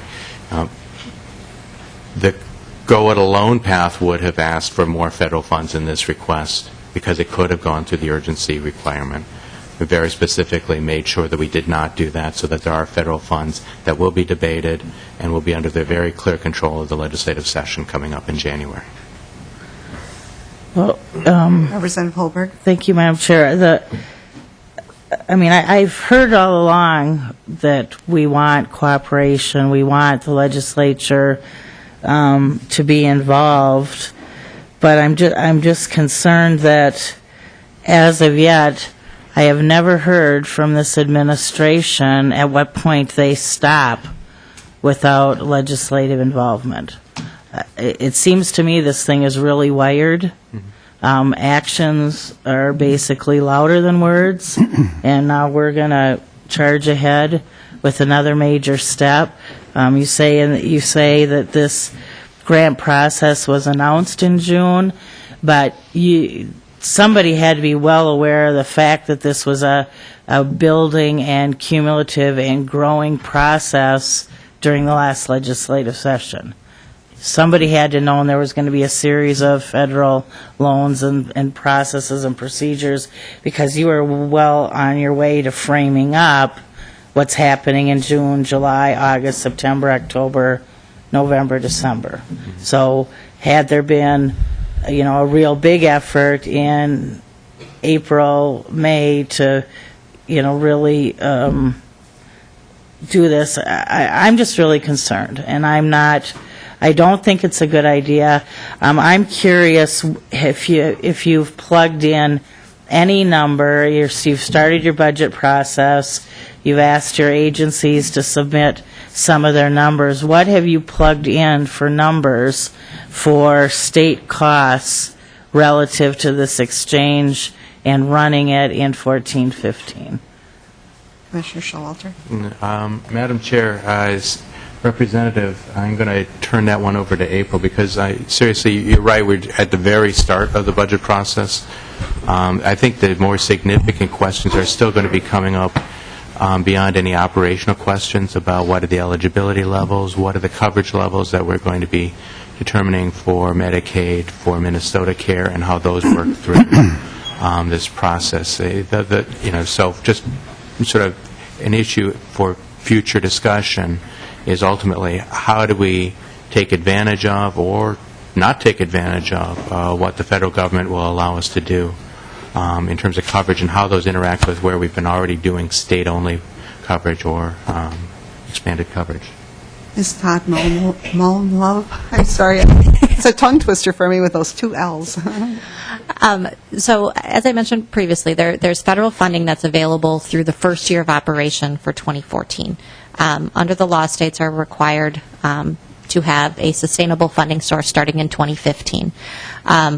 the options for funding are pretty vast in terms of what a state can do starting in 2015, and really that is dependent on what policy decisions are made around governance. There may not be any requests for state funds at all, depending on how the governance structure is set up and how the revenue generation is incurred. And so really that is a policy question going forward in terms of how do you want the governance structure to be set up, what are those funding mechanisms, and how is that revenue raised. So there may or may not be going forward a request to the legislature for funding. It really is dependent on what mechanism or mechanisms are chosen for ongoing financing. Could I just ask them, when you said how revenues are raised, could it be a fee-based? It can be fee-based, yes. And who would the fees be assessed to? The individual users, the business users? Have you thought through that at all? What the finance work group is one of the work groups that exists under the Exchange Advisory Task Force, and they've been looking at a variety of different funding mechanisms. One of them is a user fee. A user fee, for example, could be assessed on individuals, on small businesses, on carriers, on brokers, kind of anyone that's interacting with the exchange. There's also a variety of different funding options, including withholding a portion of the premium that comes through the exchange, having a market-based assessment, having some general fund appropriation, even other funding sources such as advertising could also, there are a variety of funding sources that could be used to finance the exchange. Representative Holberg. Thank you, Madam Chair. And we were also given this information sheet that you referenced that showed a portion of this grant money previously was to rebuild the MA eligibility system that's older than the commissioner's tenure at the state, I guess we heard. So what savings have you booked for an upgraded, more streamlined MA eligibility system?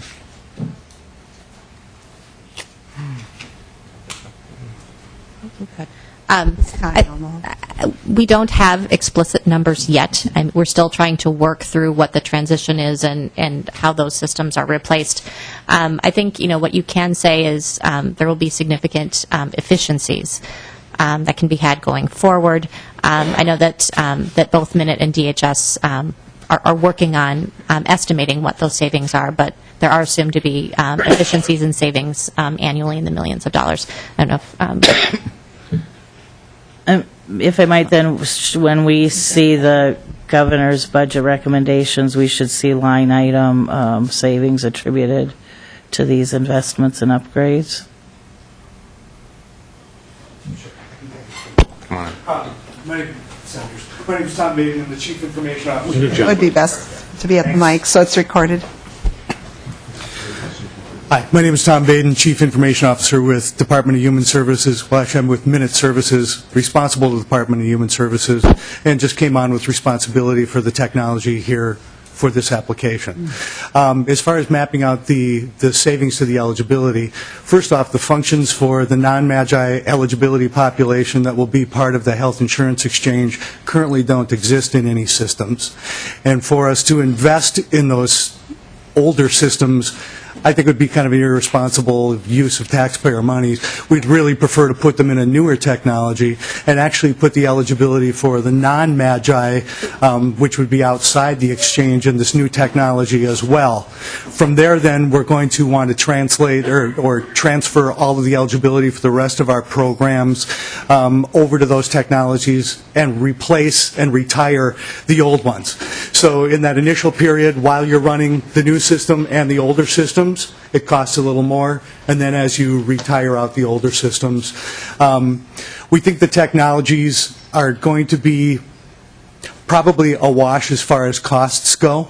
However, the efficiencies for county workers and the efficiencies for the people that use them about a year and a half or 2 years ago, I was at a legislative hearing where one of our county folks rolled out a sheet of paper and a set of green screens that was about 50 feet long, and they just went, we've got to make changes to those systems. So this really provides us as a cornerstone and a starting point for really starting down that modernization path and making it a lot more efficient for citizens coming in to get these services, as well as county workers and assisters and navigators that are helping provide this. All right, thank you. Thank you.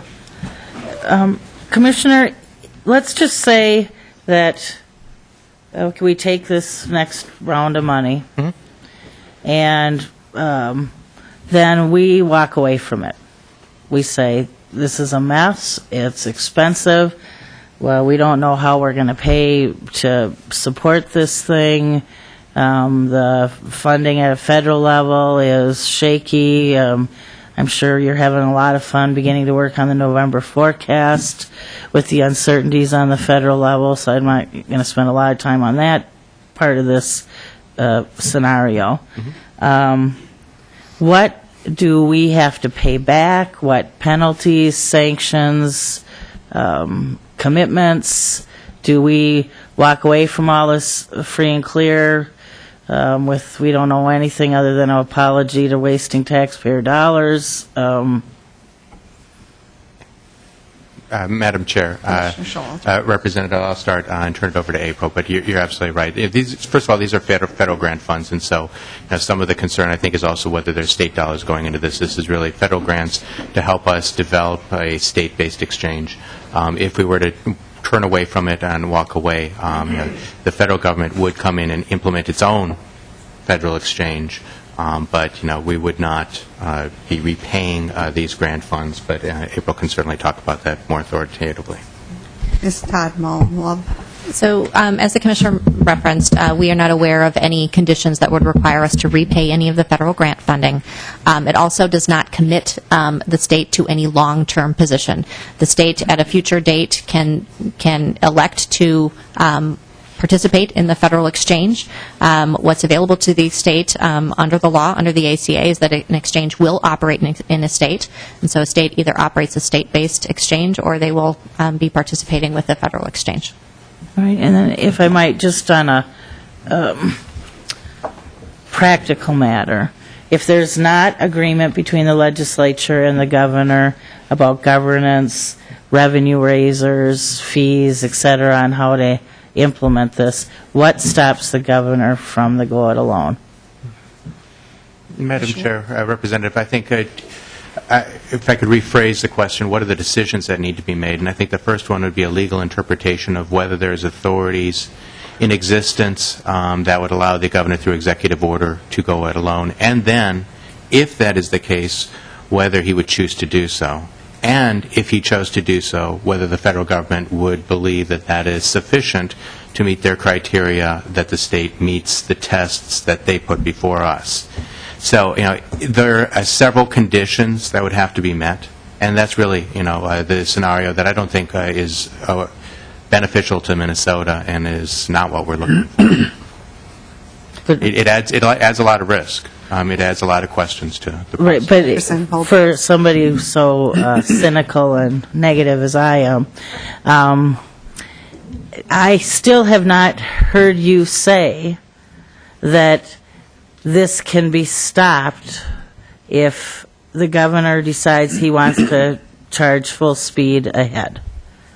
I have not heard you say one thing that tells me as a legislator that if we don't like this, if we don't like the direction this is going, that we have any ability whatsoever to stop it. Commissioner? Madam Chair, Representative, you're right. You haven't heard me say that. In fact, I've been advised by some legislators that there is no way for the legislators to stop it. So, I'm not going to contradict some of your colleagues and say, I don't know. And I think the point right now is rather than going to the hypothetical, which we've done at other times where it's like, it's a question of negotiations and trust. I think what we're trying to do with this discussion today, with our actions in the future, is to continue a dialogue so you know what the real options are, but the policies, choices that we can take advantage of or choose not to and go to the federal exchange. But bottom line, so we can have some of that conversation because, as I said, there's several decision points. If we can't make that negotiation work, there's several more decision points, none of which are certain. And I don't think necessarily, even if they were certain, would change the direction that we want to go. Right, thank you. I'm thinking, since this is a federal law and it's been upheld by the courts, you are basically saying, we're going to have this, either we're going to put it together or it could default to the federal government. Then a question for Mr. Baden would be, if that were to happen, would the technology that you are developing be used? Would it be compatible, do you think? It could be made compatible? Or how would the federal system actually come in here and set up a system? Or how would we have to work with them to set up their system in our state? I'm very puzzled by that whole aspect of it. Madam Chair, we can bring Tom back to the table, but April can probably start and give you an answer, and if that's adequate, we can probably keep on going. Okay.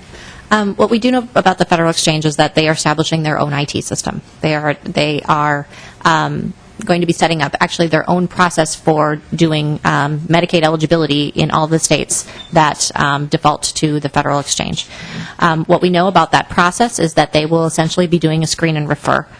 So they will be doing an initial assessment of eligibility and then giving that over to the states. And so the states will need to then process that at that level. How that will interact between the two, we don't assess to be an easy process. And so us working with the Federal Exchange, one of the key concerns that we have there, given how they will process eligibility, since it's a lowest common denominator, so it will work with all states, is that it will probably require more processing and more administrative costs on our end to interact with a Federal Exchange to do Medicaid eligibility than to develop that system and be able to do that within Minnesota.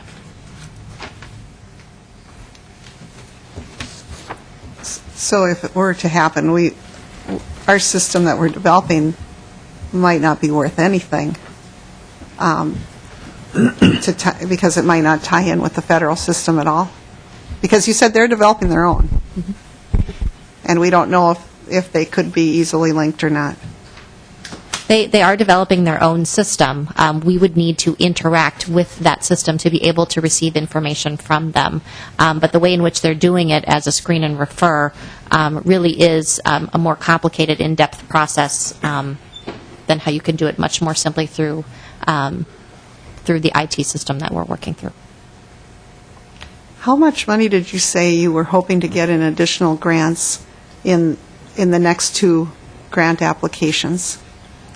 So we've been working through estimates. The next grant application is probably in the $30 to $40 million range, same range for operating costs for 2014. With the fiscal cliff, some of the money that has to be, there's so much unknown right now with what's happening with elections and everything. So, and with what we're facing January 1st. So, if we end up that no more federal money is available, do you project that we would halt for a time, forever? Would you ask the legislature to appropriate that money? What do you think the next step would be if there would be no more federal funds for this? Because I think it's a possible scenario. Madam Chair, there are, I'm trying to figure out how to answer that, because if the federal government were to say no more federal funds to develop state-based exchanges, I'm assuming they would also roll back the state-based exchanges, that there would be policy changes and requirements that would go with it. Because right now, really, what we're doing is one of the options of implementing a federal structure in which all the states will create exchanges. If they say there's no more funding for that, I'm assuming there would be other policy changes that would go with it. So if you want to articulate the hypothetical a little bit more, we can go with it. But I'm assuming under that scenario, if there's no money to do this, that then the federal government is going to consolidate or not responsibility for exchanges so we no longer would have any debate about how we customize it for our market, or there would just be no exchanges and the federal law would be repealed. So I'm not, depending on the circumstances, I think the answer would vary. But then it would be up to the states. But I'm just wondering, the money they've already given should never be recalled, right? I mean, we wouldn't expect to ever have to pay that back. Is that your understanding?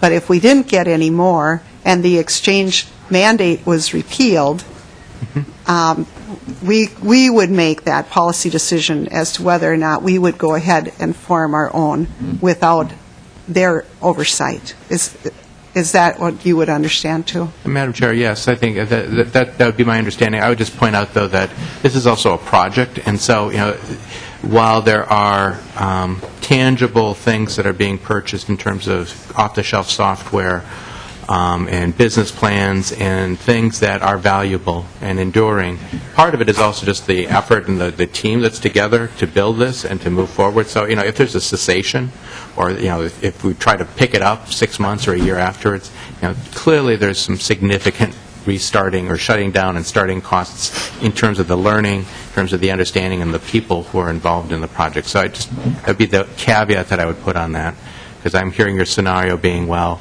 we'd stop it for a while, but then the state might want to do an exchange on its own at another point in time, on its own nickel.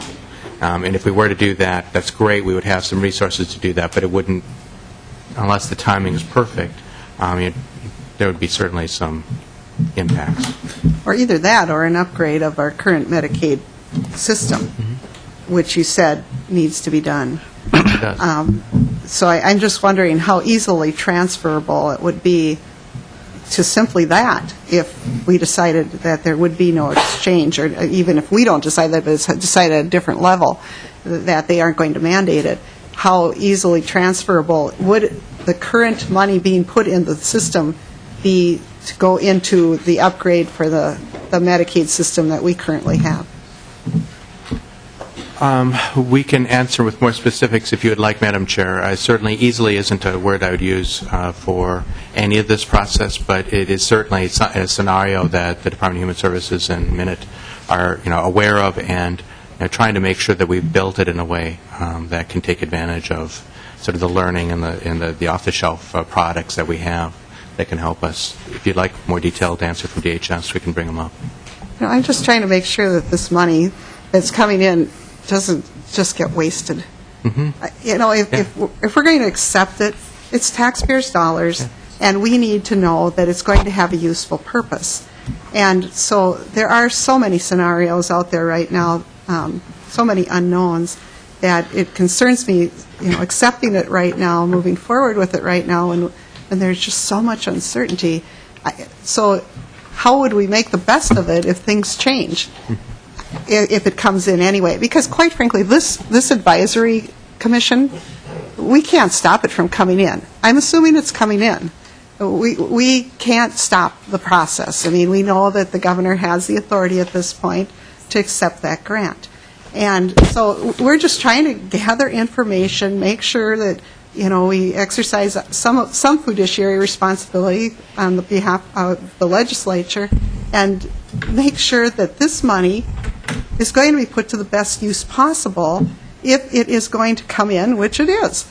And so I just want to make sure that you're looking at every angle of how things could be shifted if the plan as currently laid out doesn't come to be.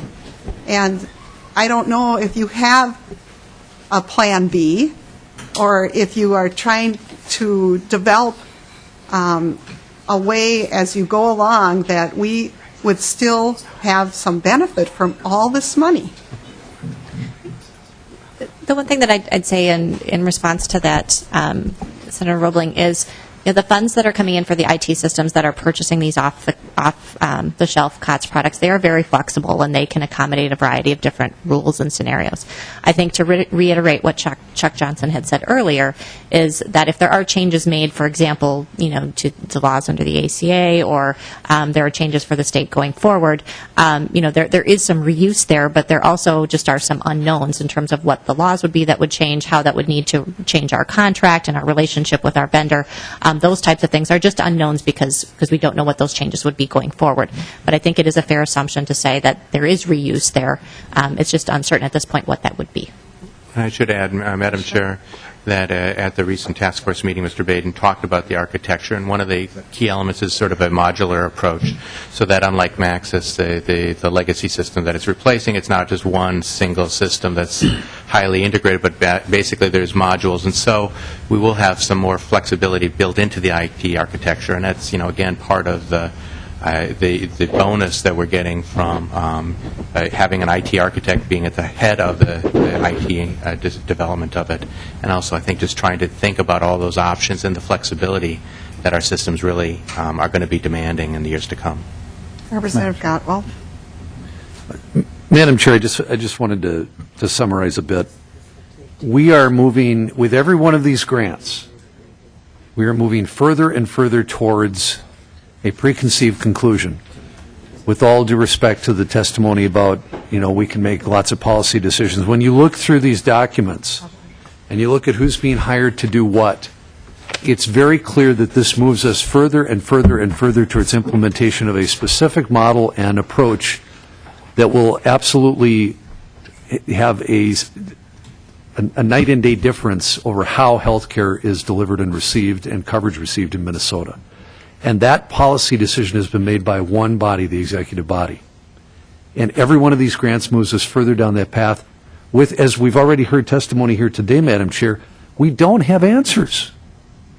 Minnesotans don't know what this is going to do to us, but we're moving well down the road towards spending money to hire people to do specific things to Minnesotans with no idea what that end result is going to be. And that is, it's irresponsible. It reflects a lack of transparency. We don't do things this way. We propose legislation, we hear it, if it's chosen to be heard, and we put it through a process of analysis for cost impacts. We have local impact notes as well as fiscal notes, and then we put it before the governor if it passes the legislature, and we say, Governor, sign this. And we work with the governor to do things that way. Instead, what we've done is we've said, well, because the legislature decided not to hear this bill or not to act on this at this time, we're just going to do it for you. And we're going to get federal dollars to do it, and we're going to commit Minnesota to things that, frankly, we can't undo. There are portions of this that are bells that cannot be unrung. And what's more, we're going to do that in a way that doesn't allow Minnesotans to know what's going to happen to them. So even after 2 hours of hearing here this morning, I can't go back to the businesses and individuals who've approached me to say, what is this going to do to my options in 2013 and 2014, and give them any assurance about what it's going to do. Will it cost them more? Will it cost them less? Will they have the same choices or different choices? Will those choices have the same level of benefits or a lower level of benefits? Will I pay more in taxes or less in taxes? Will I pay a fine for my business or won't I? And all the implications it has for our economy and jobs creation in Minnesota. It's extraordinary. And that's why, frankly, I object to the way this has been coming forward. It's nothing personal, Commissioner. You and I have had good conversations. We'll continue to about this, but it is a cart before the horse process that I think stands a good chance of putting Minnesota backward, not forward. Senator Perry, did you have a question yet? Well, my big concern right now is, which I haven't heard, is we take the grant, we have the system, but I heard you say, ma'am, that the state's required to sustain it beginning in 2015. Yet I have not heard what that sustainability cost is and what kind of increase that would be to the state budget, to our taxpayers out there. And that's very concerning, because I certainly in my business would not go out and receive a free piece of equipment if I didn't know what it was going to cost to sustain that and make sure that there was sustainability for a long period of time. Too many times we build things and never take a look at the backside. What is it going to cost us? What kind of increases if we're picking up the tab? And that price I have not even heard yet. Madam Chair? Home law? That's related to some of the operating costs that we were referencing earlier. That starting off, we do anticipate roughly 30 to 40 million in 2015, and would vary based on what the enrollment level is. In terms of sustainability going forward on financing, there are a variety of different options for how that can be financed, whether that is through user fees, through advertising, through assessments, and those types of things is really a policy decision that is open for the legislature. And so the sustainability option that's there really is something that has yet to be determined. Representative Lanning? Thank you, Madam Chair. Commissioner, I guess I would say that I have three basic concerns about this whole process. The first is that it seems to me you're assuming, the administration is assuming, that there's absolutely going to be an exchange. It's either going to be federal or state, and there's no chance of that ever changing. In a couple of weeks, we're going to find out whether or not there's a leadership change at the federal level. If, in fact, there is a leadership change in Congress or in the presidency, I think very really there will be major changes in the Affordable Health Care Act. It's probably not going to all go away, but there are going to be major changes.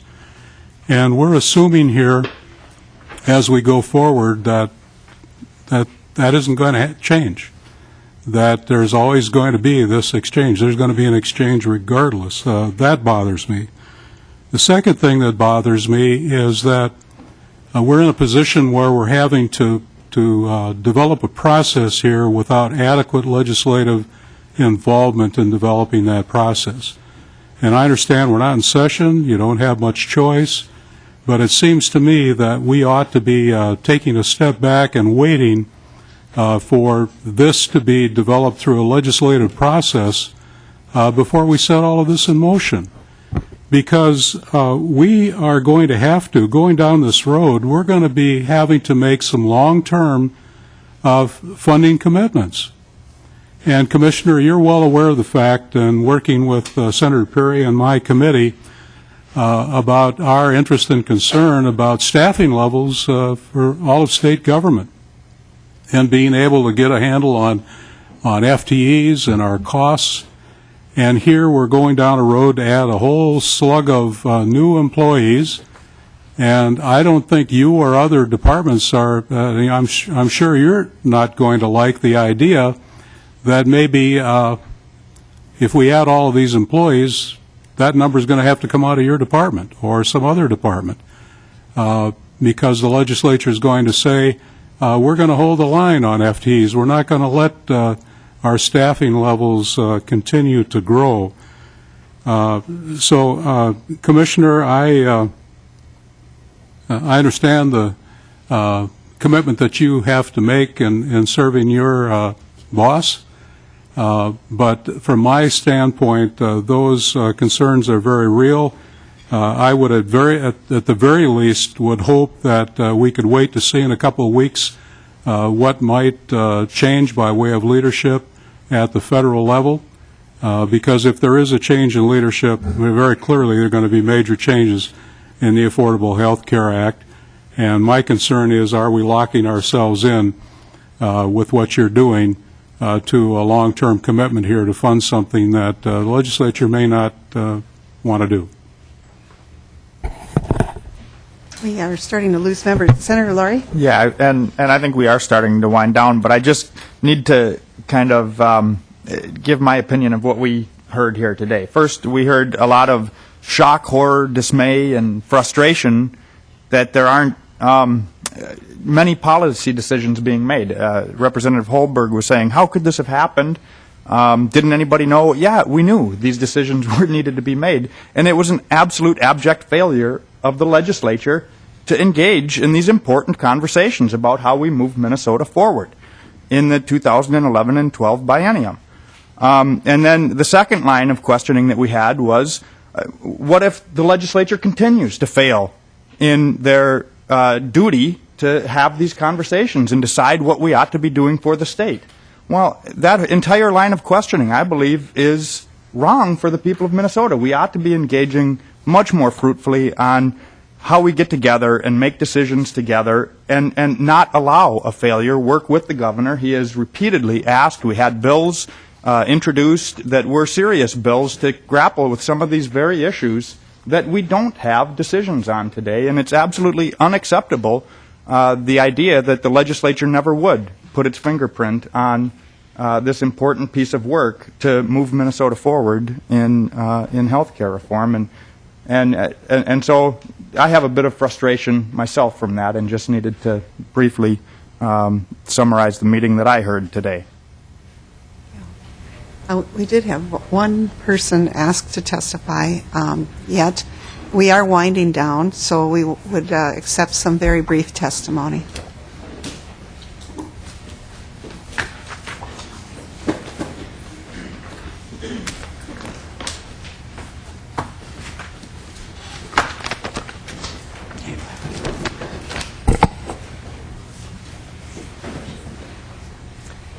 Thank you, Madam Chair, members of the committee.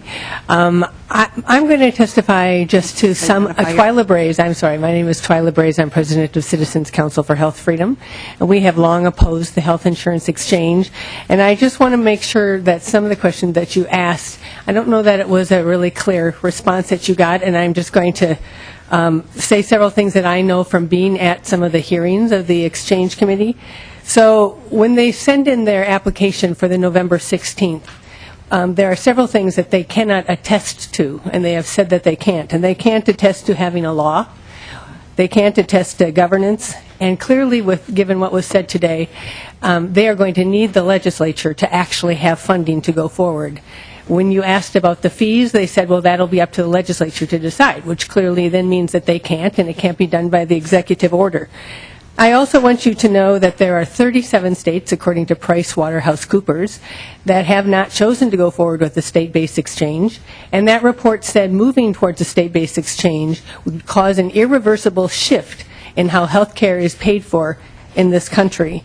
Also, we're so concerned about this law 3.003 or 3.0035 that says that the governor can go forward and do this without the legislature, and we believe that that law should be undone and that the next legislature should make sure that that happens, because it's really no longer do we have a divided government making decisions. Now we just have the executive officer, whether it's a Republican or a Democrat, who is able to supersede everyone else, including the citizens, because after all, you only are our representatives. The governor is there, but if we don't have you as our representatives and you aren't able to do anything, then what good is it? I'd also like to say that 72 staff members means a brand new bureaucracy. I have heard from the exchange folks that their plan is to pre-populate the exchange, and if you haven't looked at Exhibit D of the Maximus contract, I would encourage you to do so. It says that public data, private data, confidential data, non-public data, health records, individually identifiable health data, tax records, chemical health information, all of this will be shared with Maximus as part of creating this entire system. And when you think about pre-populating, what you have to realize is that the exchange is not a marketplace as it has been sold. That was the term used by Herndon Alliance, which is a liberal group, to try and convince everybody that this was actually a marketplace, when it isn't. What you have to understand is that this is a national registration of health insurance. The Federal Data Services Hub, all the information that goes into the exchange goes straight to the IRS. The IRS then knows, especially because it's a pre-populated database, exactly who has insurance and who does not. And so it also becomes an enforcement tool for the IRS. And I just want to note that one thing that was stated here, but not stated quite so well, was the fact of the data. You maybe heard, I think it might have been Showalter, or I'm not sure, who said that we have health data here. We do have health data here as a result of the very controversial peer provider grouping requirement of 2008. And there is going to be health data that is going to be given to the exchange to try and say who's a good doctor and who's not a good doctor, all according to what the government determines is a good doctor. And we already found out last session that the health department didn't have a very good methodology at all and was so controversial. So what we're talking about here with the exchange is actually a very large database. A large database for tracking insurance status. It is where you will register your exemption to the mandate. It is where you will register that you have fulfilled it by either you or your employer signing up for health insurance. And it is a place where eventually it will be the only place to purchase health insurance in this state. So we are very concerned about the fact that we are moving forward here. The other thing I want to say is that one of the exchange committees, Tom Bard and the IT director talked about the fact that this type of project should take 4 to 6 years, and that it was scary how fast. They've only worked on it 1 year. They don't even really know if it's going to work, right? So what we're really talking about here is pushing a process, and what we're talking about here is not asking for that extra money that they said. We didn't ask for it so they could come to the legislature, right? This is all about pressuring the legislature, building the system, and then pressuring the legislature to keep it going. So we don't want this system to keep going. We know what it is. It's the arm of the federal government within the state. Every exchange is a federal exchange. Every exchange can do only what the federal government does. For all we know, they are helping to build the exchange that every other state in this country could use if they're the first ones done with it. So I'm here to ask you to do whatever you can to actually stop the exchange, whether it is now, whether it is legally, or whether it is in the next legislative session. Thank you. Thank you, Ms. Rice. At this point, I don't think this body has the power to stop it. We are an advisory commission. We did try and change that balance of power in the last legislative session. Representative Holberg and I had a bill that would have been able to have the legislature put a hold on this. In fact, this body put a halt, temporary halt on federal grants coming into the state until the legislature was in session and had time to act on it, if that was the vote of the LAC. But the governor vetoed the bill. So we're here where we are, and we don't have the option of stopping that federal grant money from coming in. We can say we don't like it. Right now, there's been so many questions that haven't been answered on how this is all going to evolve that I don't know if we're ready. We are expecting written responses to a number of our questions. We did have literally pages of questions, and understandably, we need to give them a little more time to put the responses in writing. So I don't know that this commission will vote today on any action, because we would like to get those responses, I think. Representative Gottwald? Madam Chair, just one point of clarification. I think this is very important for people to keep in mind. Lack of agreement does not constitute lack of action. And the deeply concerning aspect of what has been going on is that in the absence of agreement, we have seen unilateral action on the part of the executive body without the legislative body. That is deeply disturbing. So just to be very clear, lack of agreement does not constitute lack of action. This is a huge, huge issue for Minnesota, and not something to play partisan word games with. This is unprecedented by that very nature. Lack of agreement does not equal lack of action. What we've seen is action unilaterally by the executive branch without agreement. And that is going to set up Minnesota for failure. That's the deep concern. We are trying to find opportunities. This hearing is just one example of where we can engage in identifying some agreement before we move forward on these things. So anyway, I just wanted to clarify that. Is there any motion for a recommendation at this time, or what would be the members' desire? Well, Madam Chair, I know that the time is of the essence. Where's the commissioner? He's, okay. I know he wants a response soon. My understanding is that there's been some communication with your office that you're going to have a response to the chair's letter soon this afternoon or whatever, and I'm sure that we will respond to the request in the very, very near future. No motion.